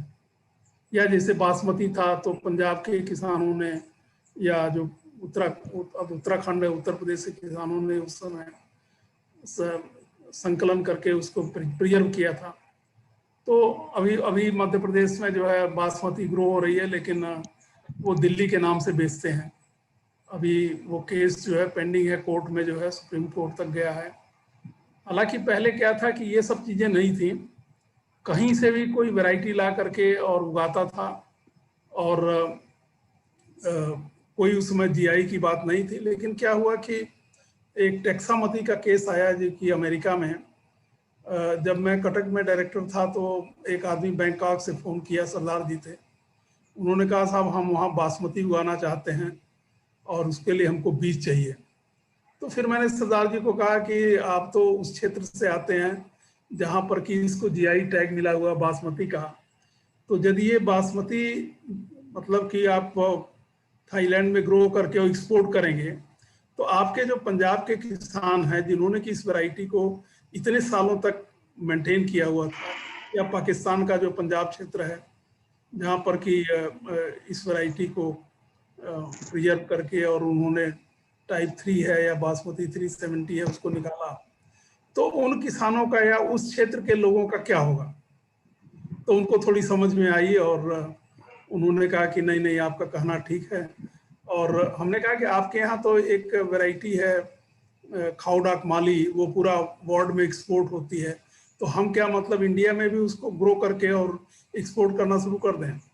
तो पहले ये चीज़ें नहीं थी। थाईलैंड वाली जो वैरायटी है खाउडाक माली वो कंबोडिया में भी लगाते हैं, बर्मा में भी लगाते हैं, और कंबोडिया में से तो वो एक्सपोर्ट भी करते हैं, बर्मा में भी थोड़ा एक्सपोर्ट करते हैं। तो वहाँ जीआई का कॉन्सेप्ट नहीं था। लेकिन क्या हुआ कि जब टेक्सामती आई अमेरिका से, और उन्होंने बासमती टाइप, क्योंकि वहाँ के लोग जो एशियन पॉपुलेशन थी या इंडियन पॉपुलेशन थी वो बासमती जो है इंडिया से इंपोर्ट करती थी, तो अमेरिका ने सोचा कि भाई हम क्यों नहीं उससे क्रॉस करके और अमेरिका में ग्रो करें और यहाँ के कंज्यूमर्स को दें। तो इस पर एक बड़ा विवाद चला कि भाई यदि आप वहाँ बासमती ग्रो करेंगे तो हमारे किसानों का क्या होगा, हमारे किसान जो इस वैरायटी को इतने सालों तक प्रिजर्व किए, तो उनका एक नुकसान होगा यदि आप ग्रो करेंगे। चलिए उस पर हम बात नहीं करेंगे। हम ये भी शुभम से कहना चाहेंगे कि विश्वविद्यालय में इस पर क्या रिसर्च हो रही है, एग्रोनॉमिस्ट मेनली इस पर काम करते हैं। क्योंकि हम जब मैं झारखंड में था तो वहाँ भी हम लोगों ने एसआरआई शुरू किया था, हालांकि लेबर प्रॉब्लम के नाते और बड़ा कम्बरसम है तो लोगों ने फॉलो नहीं किया। लेकिन हम लोगों की ये सोच थी कि 10 से 12 दिन का सीडलिंग, क्योंकि क्या होता है आप यदि हाइब्रिड राइस देखेंगे और नर्सरी में तो 8 दिन में ही उसमें टिलिंग शुरू हो जाती है और 10 या 12 दिन तक उसमें 2-3 टिलर निकल जाते हैं। तो धान के पौधे में क्या है कि प्राइमरी टिलर होता है, फिर उसके ऊपर सेकेंडरी टिलर होता है, फिर टर्शियरी टिलर होता है। तो इस तरीके से टिलिंग जो है बढ़ती है। और ये जो प्राइमरी टिलर है वो जो हमारी वेराइटीज़ हैं ट्रेडिशनल टाइप जो चाकाओ ग्रो कर रहे हैं, तो इसमें करीब 12 से 15 दिन के अंदर शुरू हो जाती है। पहले ये कॉन्सेप्ट था कि आप 20 से 25 दिन का सीडलिंग रोपते थे, तो उसमें क्या होता था कि जो प्राइमरी टिलर है वो मर जाता था, उसके ऊपर जो सेकेंडरी है वो भी कभी कभी मर जाता था। तो आप टर्शियरी टिलर जो है लेते थे और उसमें टिलिंग कम होता था। तो ये एसआरआई में एक जो मेडागास्कर में जो उन्होंने जो हमारे पादरी साहब थे उन्होंने किया, तो उन्होंने भी ट्रेडिशनल वैरायटी से किया था। और उसमें उन्होंने देखा कि जब हम अर्ली सीडलिंग लगाते हैं तो टिलिंग ज़्यादा होती है। टिलिंग क्यों ज़्यादा होती है? क्योंकि उसका जो टिलर प्राइमरी निकलेगा उस पर सेकेंडरी टर्शियरी इतना होते होते यहाँ तक कि स्वर्णाधान में देखा जो MTU 7029 है कि 100-120 टिलर तक हो जाता है। इसलिए होता है कि वो प्राइमरी टिलर नहीं मरता है। जब आप 20 या 25 दिन की सीडलिंग ट्रांसप्लांट करते हैं तो उसका प्राइमरी और सेकेंडरी टिलर मर जाता है। तो जो टिलर आएगा वो टर्शियरी आएगा, तो टिलर संख्या जो है वो कम हो जाएगी। तो हम लोगों ने वहाँ पे जो अनुसंधान किया था वो संकर धान पे किया था। एक डॉक्टर अशोक कुमार सिंह है वहाँ एग्रोनॉमिस्ट हैं। तो हमारा ये हम लोगों का ये मतलब पूरे देश के स्तर पर था कि हम कैसे ज़्यादा से ज़्यादा धान में पैदावार बढ़ावें। और उसमें हम लोगों ने देखा कि जो हाइब्रिड राइस है 64-44 है, उसकी सबसे ज़्यादा उपज होती है और करीब 75 क्विंटल प्रति हेक्टेयर, या कहिए कि 30 क्विंटल, 30 60 15 75 30 क्विंटल प्रति हेक्टेयर प्रति एकड़, कभी कभी आपको 35 क्विंटल तक की आ जाएगी उपज जो है साराई विधि से। क्योंकि जब आप 10 या 12 दिन का सीडलिंग करेंगे तो प्राइमरी टिलर होगा और तुरंत सेकेंडरी टिलर होगा, टर्सरी, तो टिलिंग ज्यादा हो जाती है। 25 बाई 25 सेंटीमीटर की स्पेसिंग जो आप कह रहे थे 10 बाई 10 इंच का, उस पर रोपाई करते हैं। लेकिन पहले ये सोच थी कि इसमें कास्ट ज्यादा होगा क्योंकि लेबर ज्यादा लगेगा। लेकिन जब मैं वहाँ था रांची में तो एक इंजीनियरिंग के लोगों ने एक मशीन बनाई थी और मशीन बहुत महंगी नहीं थी, 2500 रुपये का था। तो उसको जो हम चलाते थे तो 25 बाई 25 सेंटीमीटर पे वो लाइन बनती जाती थी और लेबर जो है फटाफट उसमें रोकती जाती थी। यहाँ तक कि हम लोगों ने देखा कि जो लेबरर जो मान लीजिए कि 10 या 12 लगते हैं 1 एकड़ की रोपाई में, वो आधे हो गए थे। तो हमारी लेबरर्स की संख्या कम हो गई। लेकिन इनिशियल जो लैंड प्रिपरेशन था कि 2-2 मीटर का के बाद हम लोग जो चैनल बनाएंगे, जो कि त्रिपुरा में इसको ज्यादा फॉलो किया गया था, तो उसमें लेबर ज्यादा लगता है और फिर पानी मेंटेन रहता है। सबसे बड़ा फायदा जब आप कोनो वीडर चलाते हैं तो एरेशन जो होता है तो रूट ग्रोथ ज्यादा होती है और उससे जो पौधा गिरता नहीं है। जो आपने बताया कि हमारा पौधा लॉज नहीं करता है इतना बड़ा होने के बाद भी, तो उसका यही कारण है कि जब आप उसके बीच में चलाते हैं क्या नाम है कोनो वीडर, तो रूट ग्रोथ, रूट को एरेशन मिलता है और इतना ज्यादा रूट डेवलपमेंट होता है कि वो पौधा गिरता नहीं है। और उसमें जो एरेशन के नाते जो और भी क्या नाम है यूट्रोबैक्टर हैं और दूसरे जो हैं, वीड भी उसमें इनकॉर्पोरेट हो जाता है। तो वीड भी जो है as a source of fertiliser काम करता है। और मतलब कि उसमें उम्मीद थी कि 35 क्विंटल प्रति एकड़, मतलब यदि आप संकर धान लगाएंगे 140 दिन वाला 64-44 राइस का जो है, तो उससे आपको ज्यादा उपज मिलेगी। और आपने बड़ी अच्छी बात बताई कि ऑर्गेनिक फार्मिंग का, लेकिन चकाओ जो आप बेच रहे हैं, हम कहेंगे कि जीरा फूल करिए आप, और जीरा फूल ऑर्गेनिक फार्मिंग में करेंगे, आपके यहाँ की वैरायटी है, कल कोई कहेगा नहीं आपको कि क्यों आप चकाओ यूज कर रहे हैं। लेकिन यदि वहाँ कोई आपको कह देगा और आपके ऊपर केस कर देगा तो थोड़ा लीगल बाइंडिंग हो जाएगी। तो बड़ा अच्छा आपने बताया। देखिए इसमें सीड रेट तो बहुत कम हो जाता है। जैसे हाइब्रिड राइस में 5 किलो पर हेक्टेयर, मतलब 2 किलो एकड़ में बीज लगेगा। और नर्सरी उगाने की भी तरीका है कि जनरली क्या होता है कि जो हमारी ट्रेडिशनल वैरायटी है वो 50 ग्राम प्रति वर्ग मीटर हम लोग उसमें जब नर्सरी रेस करते हैं तो डालते हैं। इसमें आपको 20 ग्राम प्रति, क्योंकि जब 20 ग्राम डालेंगे तो जो टिलर है पौधे को, हम लोगों ने देखा कि जो हाइब्रिड राइस है वो 8वें दिन ही टिलर कर गया और 10 और 12 दिन में तो 2-3 टिलर निकल गए उसमें। तो जब आप उसको स्पेस ज़्यादा मिलता है, यहाँ तक कि आप नॉर्मल कदवा करके और उसमें 20 ग्राम प्रति वर्ग मीटर के हिसाब से, अब जब 2 किलो आपका पर एकड़ लगेगा या 5 किलो पर हेक्टेयर, तो इसमें आप जो है दूर दूर जब करेंगे 200 या 200 स्क्वायर मीटर मतलब प्रति एकड़ में, प्रति एकड़ के लिए नर्सरी डालेंगे या 500 स्क्वायर मीटर 1 हेक्टेयर में करेंगे और उसी बीज को आप दूर दूर करेंगे तो टिलर ज्यादा होंगे। और फिर उसमें गोबर की खाद देते हैं। इसमें सबसे बड़ी चीज होती है कि हम जड़ के साथ उसको उखाड़ते हैं, तो मिट्टी के साथ जो जड़ उखाड़ते हैं खुरपी से, जिससे कि वो जड़ जो टूटे नहीं और ऐसा वहां पे हम जा करके रोपते हैं। तो उसमें बहुत सारी चीजें हैं और आपका बड़ा अच्छा रहा। लेकिन विश्वविद्यालय में वैरायटी डेवलपमेंट पे तो बड़ा अच्छा काम हो रहा है। लेकिन यदि मध्य प्रदेश में कोई वैज्ञानिक एग्रोनॉमिस्ट इस पर काम कर रहा है तो वो ज़्यादा मतलब तकनीक के बारे में, हमको पता है कि सबसे बढ़िया काम जो है तमिलनाडु में हुआ था, फिर आंध्र प्रदेश एग्रीकल्चर यूनिवर्सिटी का जो ये क्या नाम है हैदराबाद में राजेंद्र नगर में स्टेशन है वहाँ भी हुआ था। DRR ने, अब तो IIRR है, वहाँ भी बड़ा अच्छा काम हुआ। लेकिन लेबर और कहीं कहीं तो ये जो कोनो वीडर है वो नहीं मिलता है। हम लाए थे रांची से जो है, और एक बार जो खराब हो गया तो जो लोकल हमारा लोहार है उसको ठीक नहीं कर पाए, और यहाँ मिलता नहीं है। तो इसमें बहुत सारी समस्याएं हैं, और सरकार भी अब मतलब हमने देखा कि शुरू में तो 2-4 साल 5 साल पहले प्रमोट भी करती थी, अब वो भी जो है अपना हाथ जो खींच ली है, अब वो नई नई चीज़ों के लिए करती है, तो वो भी मतलब ख़त्म हो गया। लेकिन हमें बड़ी खुशी है कि धीरज जी जो है कर रहे हैं और ऑर्गेनिक फार्मिंग कर रहे हैं, और इसमें अपना खुद बेचते भी हैं, और इसी के साथ हम उनको धन्यवाद देते हैं, और बलराम संदेश के ऑर्गेनाइजर्स को भी धन्यवाद देते हैं कि उन्होंने एक इंटरेक्ट करने का वैज्ञानिक और किसानों से मौका दिया। हम सभी को बहुत बहुत धन्यवाद देते हैं।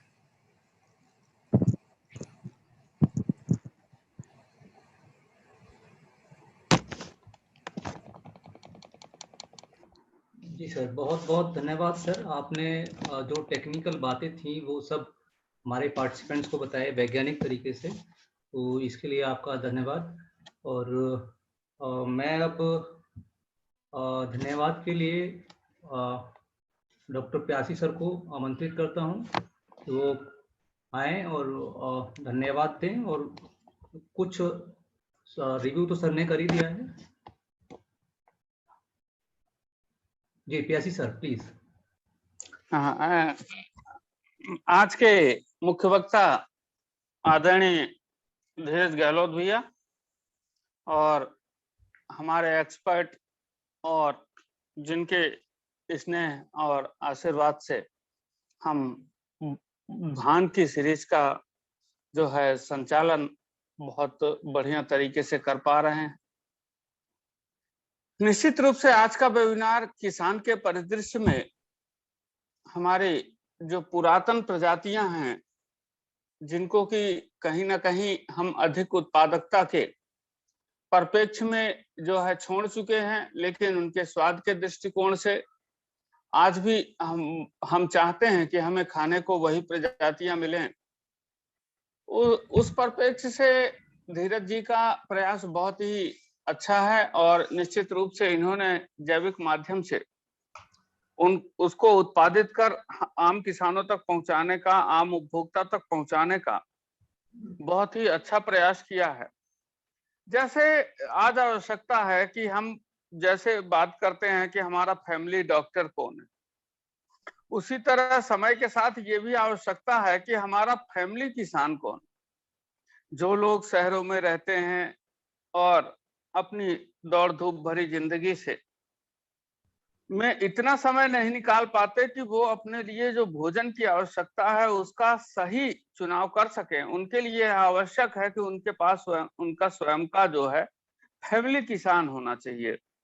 आवश्यकता है कि इस परिपाटी को सभी, कम से कम वो लोग जो कि खेती नहीं करते हैं वो अपनाएं, और उससे जो है कई तरह के लाभ होंगे।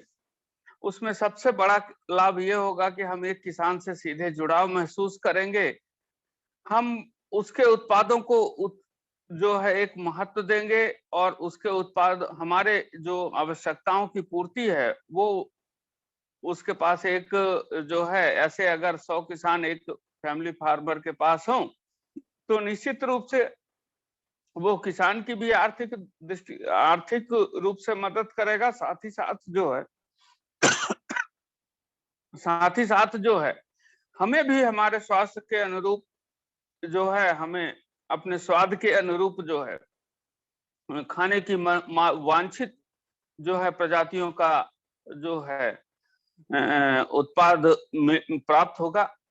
निश्चित रूप से आज का वेबिनार बहुत ही महत्वपूर्ण था, और आदरणीय धीरज भैया ने विगत अपने सालों के अनुभवों को हम आज के प्लेटफॉर्म पे साझा किया। मैं बताना चाहूंगा कि हमारे टीम बलराम के जो है धीरज भैया जो है प्रमुख सदस्य हैं, और ये कोशिश की गई है कि टीम बलराम में कि कई राज्यों का प्रतिनिधित्व मिले, जिससे अलग अलग राज्यों की जो फसलें हैं, साथ ही साथ वहां फसलों में जो प्रजातियां हैं, साथ ही उन किसानों की आवश्यकता को भी बलराम संदेश पहचान कर उसके अनुरूप ही जो है अपने वेबिनार को डिजाइन कर सके, अपने वेबिनार को आगे बढ़ा सके। हमारा हमेशा प्रयास रहता है कि हम वो उस दिशा में काम करें जिस दिशा में किसानों की मांग है, किसान को आवश्यकता है, किसानों की जरूरत है। आगामी दिनों में हमारा ये प्रयास होगा कि हम और अन्य फसलों की बात करें, चाहे वो तिलहनी हो, चाहे वो दलहनी फसलें हों, उन पे भी हम सफल वेबिनार कराएंगे। आज ये हमारा 5वां वेबिनार बहुत ही सुखद आदरणीय बीएन सिंह साहब के रिमार्क्स के साथ जो है संपन्न होता है, और आगे जो है 2 वेबिनार हमारे अभी और शेष हैं। मैं उम्मीद करता हूं कि धान की इस श्रृंखला में 7 वेबिनार डिजाइन किए गए थे, 7 वक्ता थे, जिसमें कि 5 वक्ताओं का आज जो है पूरा हुआ है। आगे आने वाले दिनों में जो है 2 और धान में लेक्चर हैं। इसके बाद सोयाबीन होगा। सोयाबीन के मक्का, सोयाबीन, मूंग, उड़द और इसके बाद राम तिल, इस तरीके से फसल विशेष खरीफ की सभी फसलों की वेबिनार जो है टीम बलराम के माध्यम से, टीम बलराम के सहयोग से जो है सृजित किए जाएंगे, और उनके जो देश में वक्ता हैं, जो देश में उनके एक्सपर्ट हैं, उनके माध्यम से हमारे किसानों को जो है जानकारी उपलब्ध कराई जाएगी। आज का वेबिनार में किसानों की संख्या कम रही, लेकिन तब भी हमें अच्छा जो है रिप्रेजेंटेशन मिला। 55-56 किसानों ने जो है आज ज्ञान प्राप्त किया है, जिसमें 7 से अधिक राज्यों का प्रतिनिधित्व देखने को मिला है। मैं सभी किसानों को, टीम बलराम को, आदरणीय आज के हमारे मुख्य वक्ता धीरज गहलोत साहब को, आदरणीय बीएन सिंह साहब को, सभी को जो है सादर धन्यवाद प्रस्तुत करता हूं, और उम्मीद करता हूं कि हम जो है बलराम संदेश को आपका इसने आशीर्वाद जो है हमेशा मिलता रहेगा। इन्हीं सब बातों के साथ जय बलराम, शुभ रात्रि। सभी को